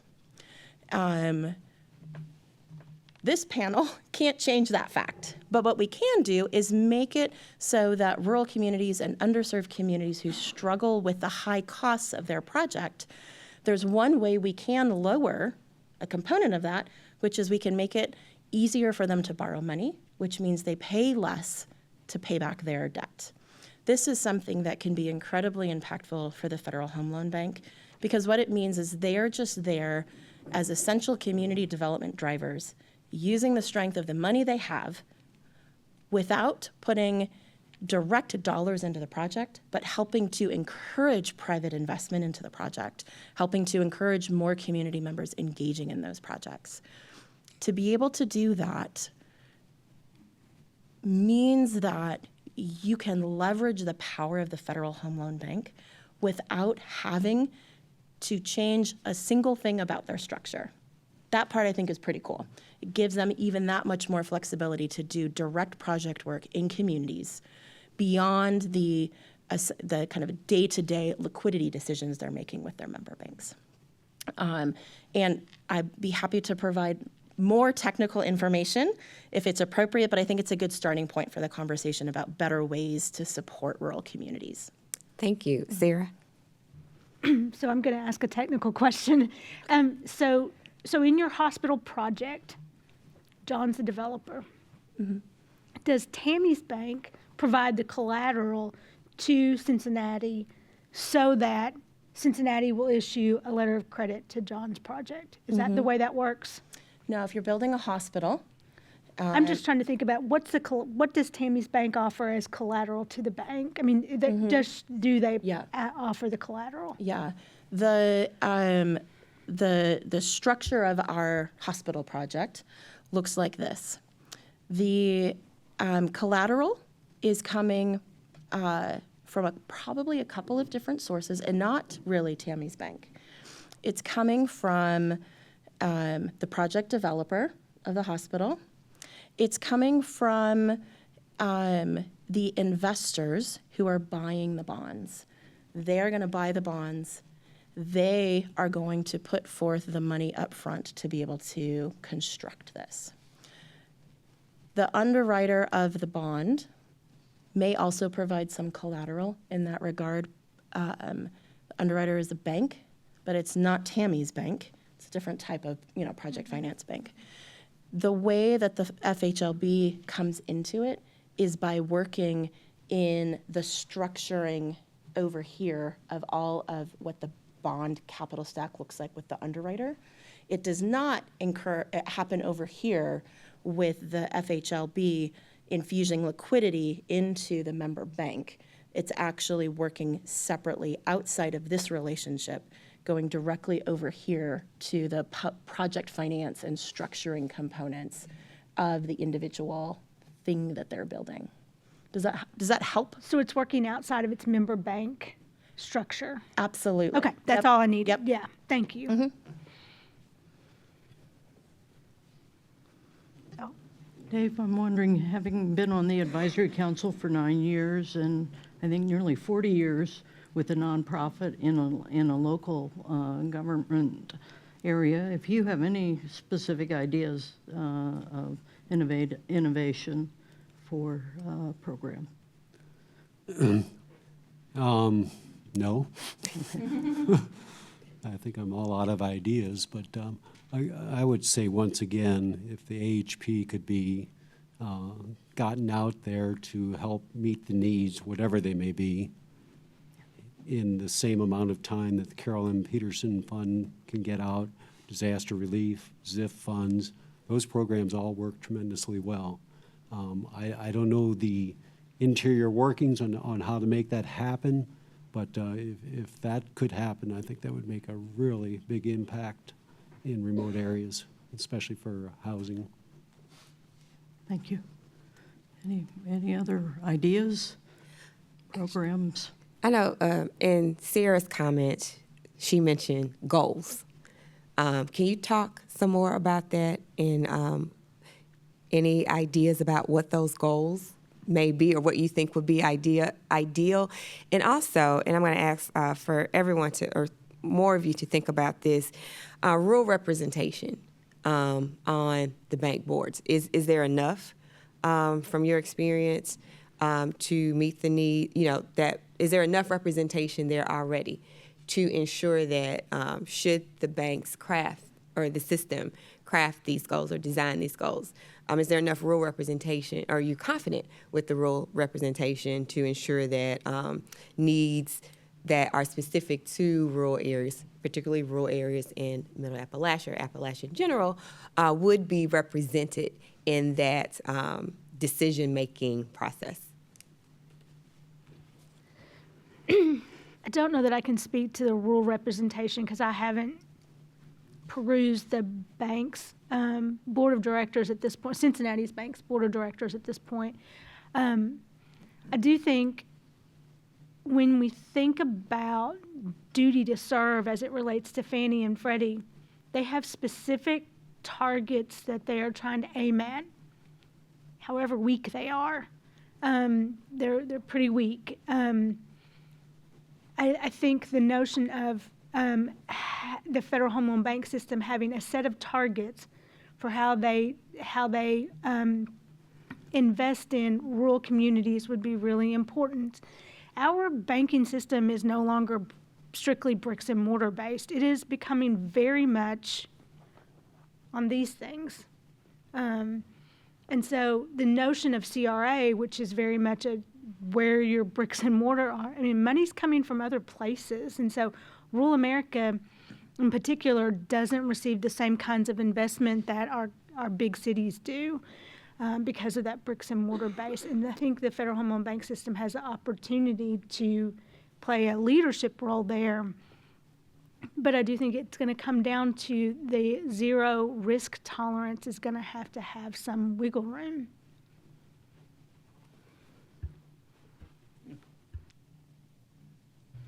There's two things, follow up on Sarah.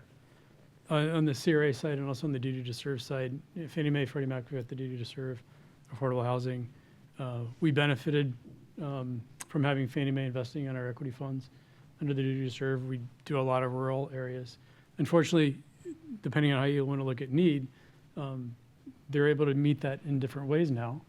And those dollars that are coming into our equity funds, specifically for LIHTC, are not necessarily targeted to rural communities anymore. And as we overlay that then with CRA, we talk about the Midwest as being a flyover state, or Midwest states, and we put that in the context of like urban centers where you do have financial institutions and they do have high CRA needs versus rural populations where a lot of these institutions are pulling out from, and the CRA looks dramatically different. So how do we, in the context of duty to serve CRA, continue to make sure that we can have investments driven into rural communities is a huge key. And I don't have a great answer for that. But we need to, banks are still taking deposits from these areas. We need to ensure that these areas are receiving benefit back for that as well. And I don't have an answer either, but what I want to just make sure that we understand is that there can't be a one-size-fits-all. That the issues that we're facing in southeastern Ohio, Kentucky, wherever here in this rural area is very different than what you'll see in Washington, than what you'll see when you go to one of the 3 big C's in the state of Ohio. And we just really need to be cognizant of that with the programs. And as we've talked about what the federal home loan banks may be able to do, community banks were everybody's hero back in COVID with PPP and those guaranteed loans. Why can't we do a similar program with the Federal Home Loan Bank with some loan guarantees? We talk about zero risk tolerance and what that looks like. I'd like to have some of those same guarantees too. So do with that what you will, but do the right thing.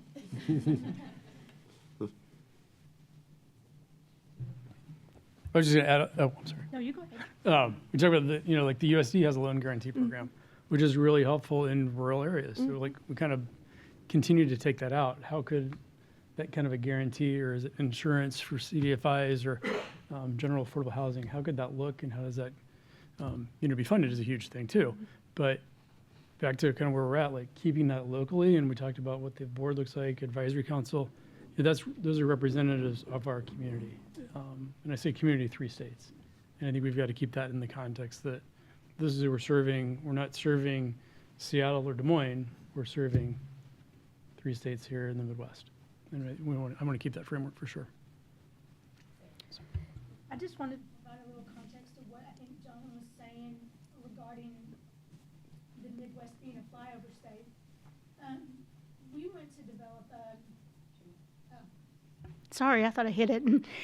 Fahy started syndicating tax credits several years ago, more than 15 years ago now, because what we saw is the developers the syndicators who would look at projects in our state at this time, this was before Ohio Capital came down, were paying 80 cents on the dollar, where if they were going to Boston, they were paying $1.10 per credit.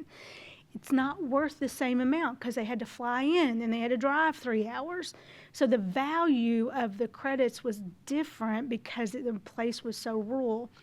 We ended up doing a development that was 32 units in 3 counties, 3 of the poorest counties in the nation in Kentucky, and the units were targeting people with developmental disabilities. Every one of those units rented the first day they came online, which is unheard of because the mental health care provider was the one who owned the property and it was their clients. They needed a place to live. And so there was a local context that really made that work. And any sort of flexibility we can create to support those kinds of places, but it starts with capacity for the nonprofit. It starts with capacity at the syndicator so that they'll come there. So it's sort of multi-layered. One fix doesn't create a system.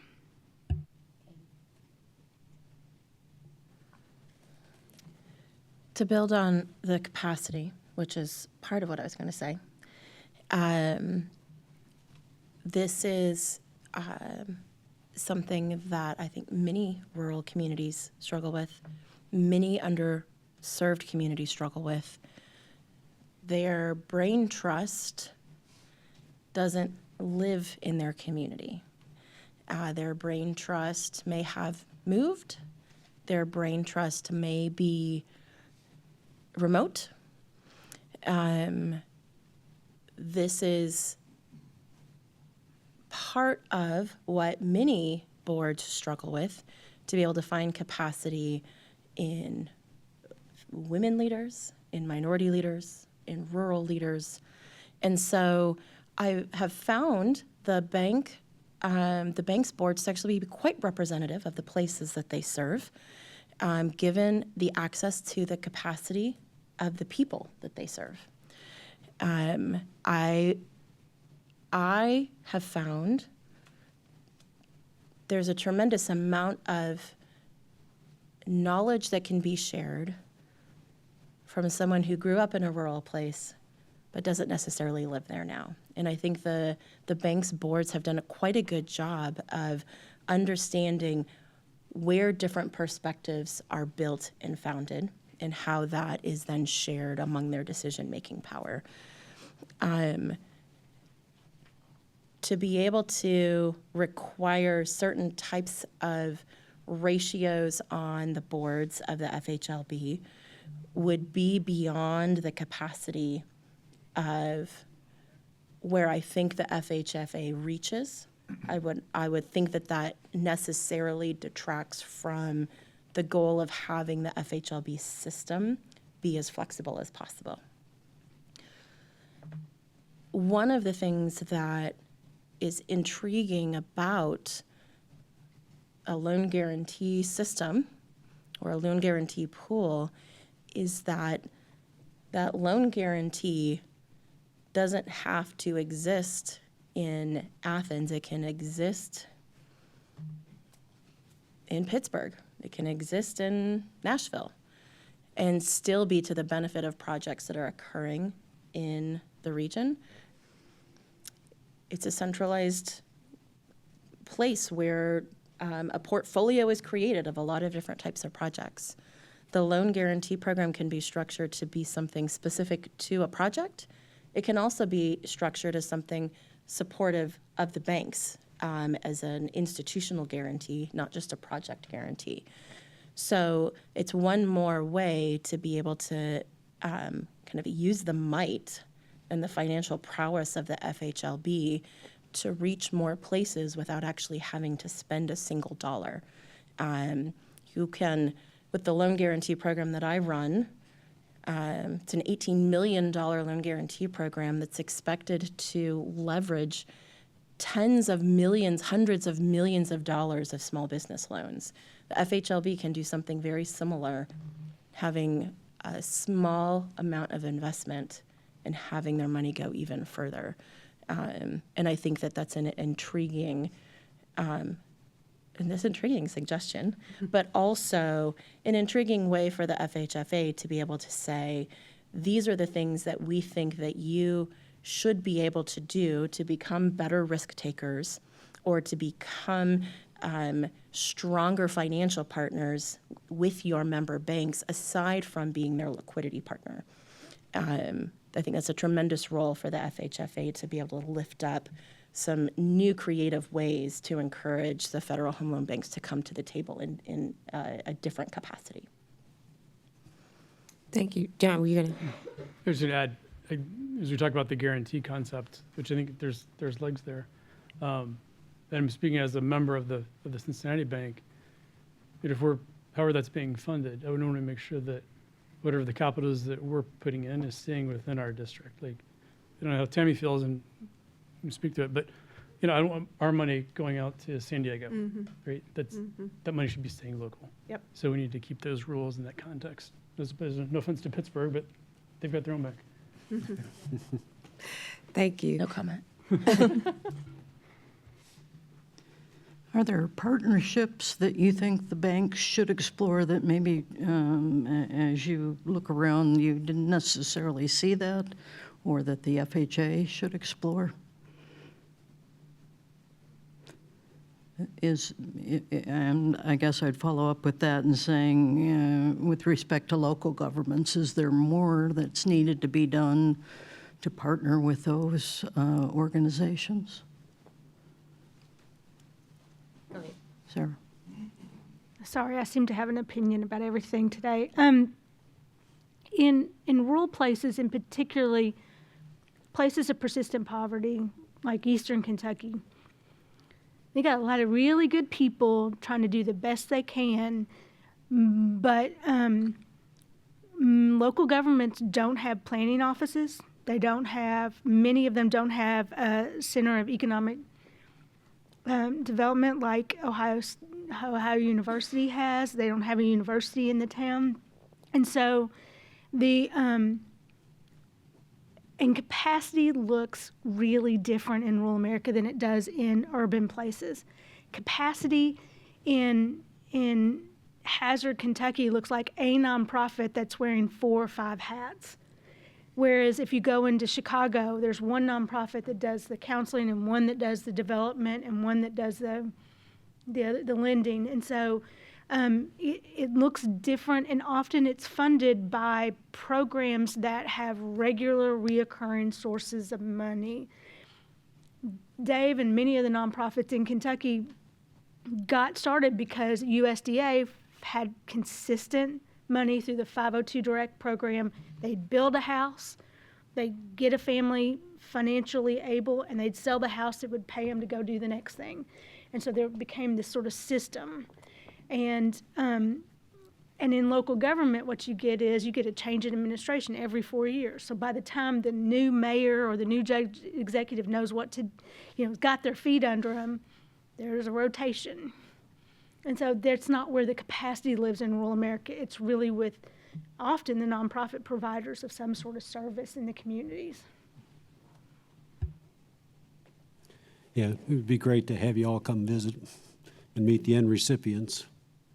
I think that would be more of a positive thing than meeting with local government. The question I'd pose back to you, an answer to your question, is why would you desire to have the FHLB be in greater partnership with the local government? It goes back to the customer issue. Excuse me. I don't necessarily see the FHLB's customer being the local government.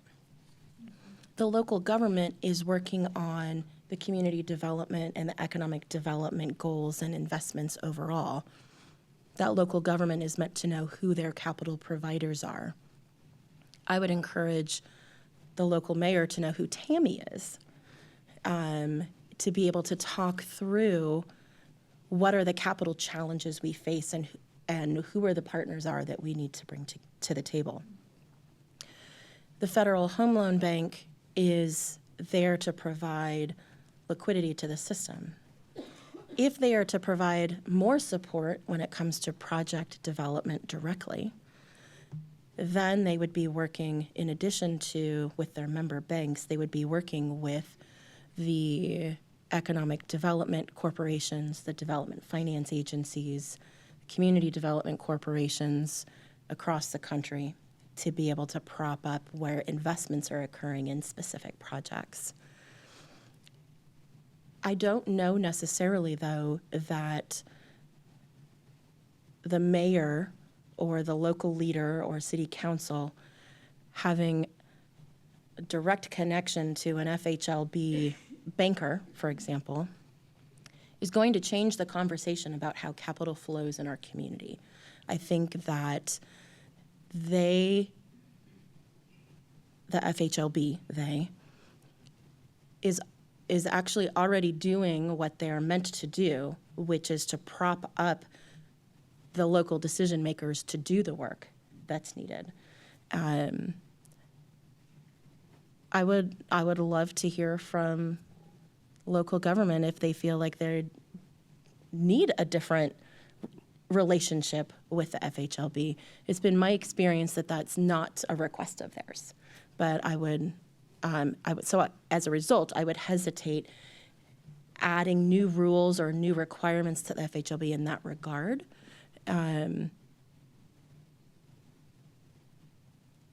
Until we hear differently, that local government needs a stronger connection. Okay. Dave, then Tammy. Okay, so in Lewis County, if the mayor wants to do a project or the county judge executive, who's over all the county, the first place they're going to go is the community development districts, which in our area there are 5 counties, and they're going to seek their assistance, which is a good thing. And I'll just say, the mayor does know Tammy, and he would be interested, I believe, in at least knowing more about the Federal Home Bank. I think I can speak for both of us when I talk a little bit about regulation and zoning in the city of Athens in particular is a barrier. It is a barrier for development here, and I think that having local government more in tune, whether that is by virtue of you educating me better with some program when we talked a bit about education earlier, with better background so that I could have better conversation with what myself as a lender faces when it comes to particular projects could be beneficial. But I do think that local government does absolutely play a role. How we communicate between one another and everyone understand what that role is and what the communication looks like is probably a different conversation. But zoning and regulation is absolutely a part of community development. So I would say that yes, there is a role in some way, and I don't know what that looks like and how we do it, but involving local government does have to happen because there are barriers to entry that they could help with. Yeah, and I would agree. I think the zoning issues are definitely, all throughout the Appalachian region in Ohio are issues that are faced by communities. But to your point about awareness and communication, and I agree, Katie, that it's more the role to the banks, but I think it's still an awareness from communities to know the right questions to ask. Yeah. Martin, can you speak to the capital challenge that occurs because of the zoning restrictions? Does it mean that you can't build something in particular, so therefore you can't fund it? Or is it that you can't even raise the capital for something, and there's a barrier there for capital to even flow into a project? Yeah, I think it's more that, yeah. Okay. I think it's more that barrier, yes. And also, Marty, since you have your mic on, I wanted to ask about, in terms of capacity, the labor force. Housing supply is obviously an issue. Does this area have the workforce, even if the capital is flowing? Is the workforce here and ready to go? Let's say, ideal world, put my economist hat on, ceteris paribus, the capital is flowing and the zoning restrictions are relaxed. There's this coordination. Is the workforce here? And in your research and development, what are some of the, solutions or things that have come up to possibly mitigate that? And then after that, if anyone could chime in as to how the Federal Home Loan Bank can then step in and be some type of facilitator, directly or indirectly, in supporting Tammy and her fellow institutions to kind of bridge those gaps, if you will. Yeah, I think workforce is the challenge in terms of quantity, but it's also in terms of quality, the skilled workforce that's needed. And so then that gets you to the point of, what's our training and education system, how adaptive are they to those needs from the standpoint of a well-trained workforce? So I think it's both quantity and quality is an issue. Okay. When you think about a financing solution to the workforce challenge, one of the things that has emerged as a new financing product is a way to be able to carve out some funds specifically from banks engaged in the project, bond issuers engaged in the project, investors engaged in a project, specifically to train the workforce that's needed to build the project, but then also to work in that project afterwards. There is a role for the Federal Home Loan Bank as a financier to help think through the educational components of building the project that they're engaged in. There can absolutely be funds that are set aside, a percentage of investment for any given project that's geared directly towards supporting local educational institutions or creating a direct workforce initiative to be able to hire more local people or to be able to strengthen the skilled component of the workforce. Just because the money arrives doesn't mean the project is ready to be built and doesn't mean that there's enough capacity in other ways in the community to see that project thrive.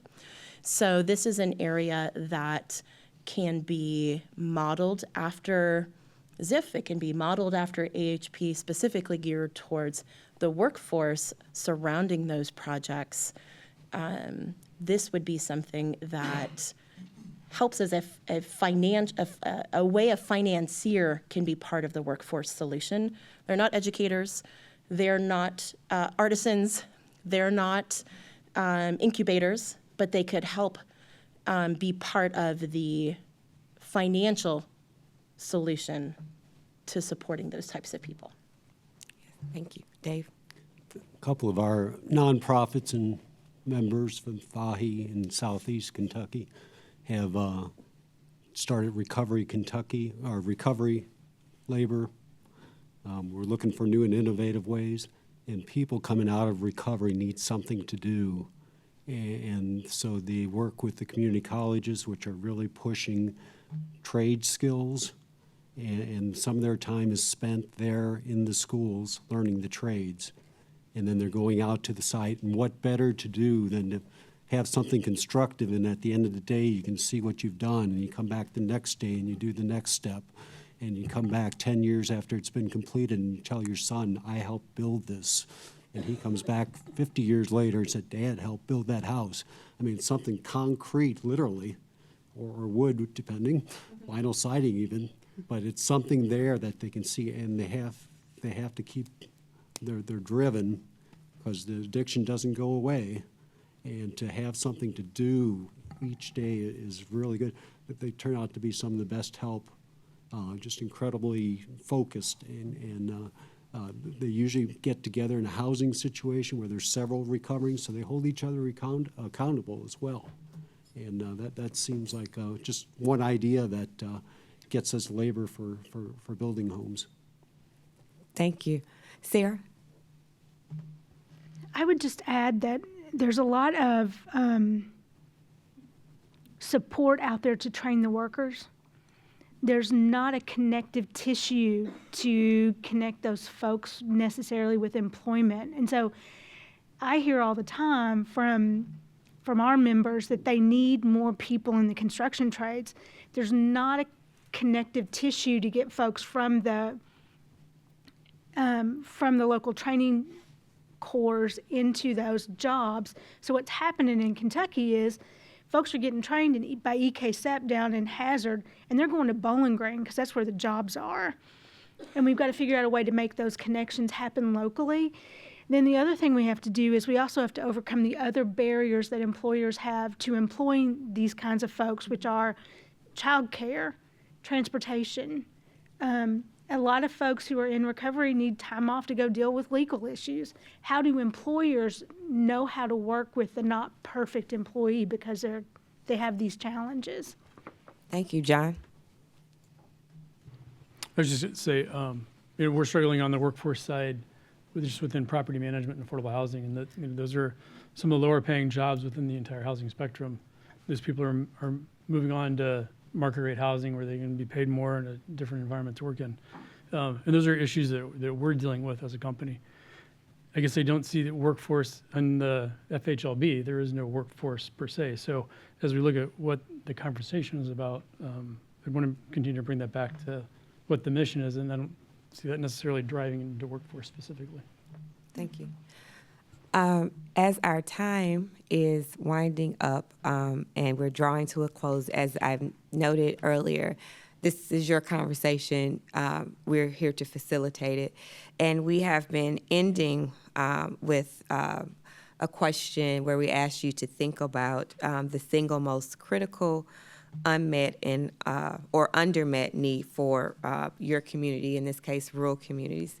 So as you're thinking about that, also think about how the system can best assist in addressing that need. And of course, throughout the conversation, right, you have answered this question, but we do like to wrap up with that again, and you giving us your kind of the single most important, what you consider the most important unmet need or undermet need, and how the system can best address that.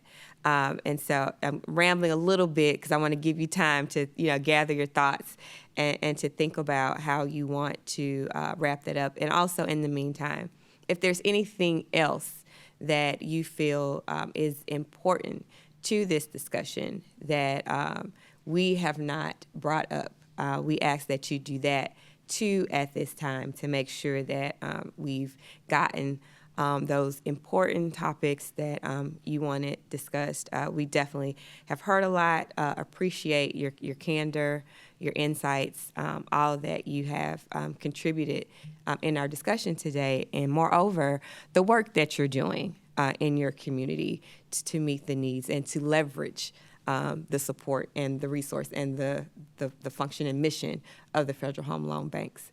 So let's see, I'll start on this side.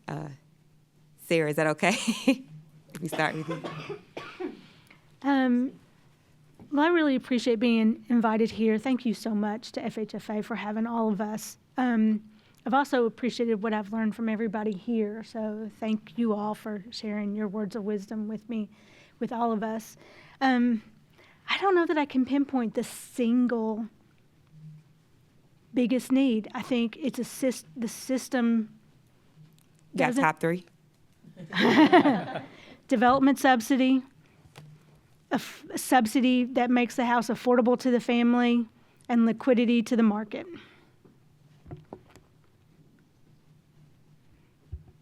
Anything else you want to add? Details, specifics, or? No, I think that's good. But thank you. Thanks for having me. John. Yeah, first, thanks for the invitation. And I also think it's important to recognize the banks themselves. They do an amazing job, the people that do outreach, in terms of just the entire system. I think it's an amazing group of people and how they operate, and they need to be commended for that work.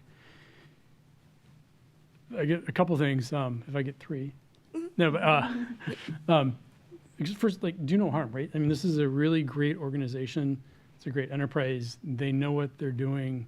It's flowing liquidity. It's doing all that, right? The letters of credit, the fees generated off of that, the MPP, being able to purchase mortgages, all of that is what's making the system work. And I think the big thing here is just allowing for that additional flexibility. People know what they're doing. We know how to do it. Allowing that to continue on without the additional burdensome compliance, regulatory rigmarole that happens. On the operating side, I guess I would just suggest, as we look at loans or ways that we can kind of reduce the overall cost for community development activities, be it affordable housing, other community activities, federally qualified healthcare centers, charter schools, et cetera. If there's a way to reduce maybe the borrowing rate, if that's what we're going to be involved in, how could we get better access to capital for that? So we haven't talked just about our bridge financing. We're heavily involved in that, but we're not allowed to use that as collateral within the system. There are ways to think about that from the regulation. I believe it's highly secure, something that we can be engaged in on that piece. And then also just from the CDFI front, I know that we look different and we smell different, but that doesn't mean that we're bad or we're doing things that are not proper. We have our own set of rules and regs that we're living by, and I would ask that as we look at CDFIs in the global perspective, just keeping that in the context as well, that we are funneling that money down to the bottom line mission, and we really support the work of our the bank partners and the other members of the bank that are allowing us to be involved. So thank you for that. I don't have a slam dunk answer. I have loved hearing the perspectives of all of you and the work you do on the ground. I exist in the policy world, so it's gratifying to me when I hear how it works for you every single day. I've always joked that nothing needs to change about the Federal Home Loan Bank except its name. It does more than provide home loans, and I think sometimes there's just a branding experiment gone wrong. It is a tremendously impactful institution, and the structure of it reaches more communities more effectively than I see from many other financial institutions or financial structures. And I'll leave you with, I think you're already doing just fine in that regard. The FHFA is doing exactly what it's supposed to do to prop up the FHLB to be as flexible and successful as they already are. And I know that there are many communities, not just here in Ohio, but across the country, who have found tremendous access to a world of capital in a world of capital markets because of the FHLB that they wouldn't be able to do on their own. I'll speak on behalf of my fellow 50 nonprofits in Central Appalachia that have worked with us for years, and we've all worked together. We're all competing for the same funds, and we all share our secrets and what works the best so that we can all be the best. And the reason is we all have our mission of improving housing for low-income families, and that's why we're in the business. It's not about making money, it's about helping the families, and what a rewarding job that is. So since you all would like to have you, the best gift for Lewis County would be to increase the AHTF from 10% to 15%, as I mentioned earlier, and keep the 5% for single-family homes. And we will continue to get the member banks involved in helping put those under roof and working together. And it's just a creative and very touching way to be a part of the mission. So I'd like to thank you as well for the invitation today. I guess what I would like to end with, and I know that you've already heard it and you got it, no one size fits all. Rural America is very different than urban America. And I think that pulling together groups like this can help illustrate that there are different demographics that make up each population. There are different types of housing, too, that need to be addressed and looked at. And some are single family, some are multifamily. There's back to what I originally said, no one size fits all. Like the idea of the guarantees that we talked about earlier. I think that there's some legs there. Do want you to remember the developers and the barriers that are there just in terms of labor and just land to build on, lumber, blending, and regulatory that we talked about with Mayor Steve Patterson, who does know me, to just really keep all of those things in mind just as you move forward. We're all in this together, and again, trying to do the best that we can for the communities that we serve, whatever those communities look like. Thank you. And I'd also like to thank you for the invitation. I guess what I'd like to close with is that we started talking about housing issues, and I think if you look at, we do a lot of work with communities, as I mentioned earlier, in strategic planning, so helping them figure out where they're at today and where they'd like to be, 5 years from now. The two issues that really kind of bubble up to the top that are very germane to, as I mentioned, quality of life issues, infrastructure is so important and so key, and that's, as broad as water and sewer and utilities and broadband, all those things that make up infrastructure, impacts housing, impacts quality of life. And then also workforce, whether that's, training capacity, whether that's, the brain drain, losing our young people, moving out of the rural communities into more urban settings. And an aging population. We've got a lot of retirement, so that workforce that's coming up is smaller than what's leaving. So, those are the two areas that I think really impact communities from a quality of life standpoint and vibrant communities, if you will. Thank you. Anything else? Going once? Twice? Last chance? Okay. So with that said, and in closing, thank you all so much for your thoughts and sharing your ideas today. They do provide great value to us and inform our understanding about the issues and challenges that are specific to your area. It's been quite eye-opening. And again, just super informative as we've gone across the country having these discussions. Certainly have learned a lot about your infrastructure challenges, whether it's sewage or needing access to broadband. Also, we hear you about the bureaucracy and how that is slowing things down. The needs of your homeless population, and also the needs that are unique for those experiencing and recovering from substance abuse. I know we talked about opioid, but we do understand that substance abuse, or it goes beyond just opioids, right? There are other issues that help promulgate crisis. And so we also have heard lots of ideas, and I'll share a few, not all. But I think one common theme was flexibility. Flexibility by the regulator, flexibility in the use of AHP, also the administrative burden of AHP, and also flexibility with letters of credit. Thank you for sharing some ideas about innovation in terms of loan guarantees. We definitely hear you about the need for goals that are specific to rural communities. And also, we can't forget infrastructure and workforce and those populations that are underserved but are often not talked about a lot, such as the elderly and those that are on fixed income. And also, we didn't use the word a lot, but sustainability, Tammy. I think we understood you to be saying how, even once you all are able to facilitate the purchase of a home or even getting into a rental property or unit, that has to be sustained, and there are costs to that, for example, people on fixed income may not be able to handle, especially given inflation and increases in the cost of things.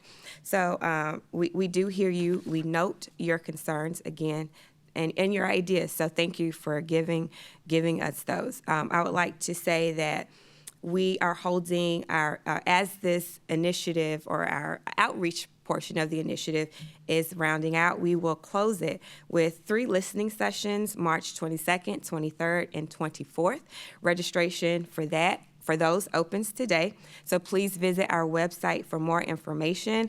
We have to give a shout out to our FHFA team that is working diligently behind the scenes to make these events a reality. You may see, even though you have seen Gwen and I in front representing FHFA, there is a team of people here in Athens as well as DC who are working very hard every day to bring a group of stakeholders like yourselves with diverse experiences and perspectives together and to make sure these conversations are recorded and are also saved so that you can review them and so that others can go back and see them as well. So with that said, we do encourage everyone to visit our website regularly for updates. Next, we head to Detroit on Wednesday, where we will be discussing Federal Home Loan Bank member products and services. That will be part of a two-part discussion, and part 2 of that discussion will be held in Washington, D.C. This Friday. So again, please continue to visit our website for the link to the live stream, and please share the information with other stakeholders that you know so they can review past roundtables, tune in to upcoming roundtables, as well as sign up for our listening sessions. So thank you all very much. Have a wonderful afternoon and safe travels. Thank you.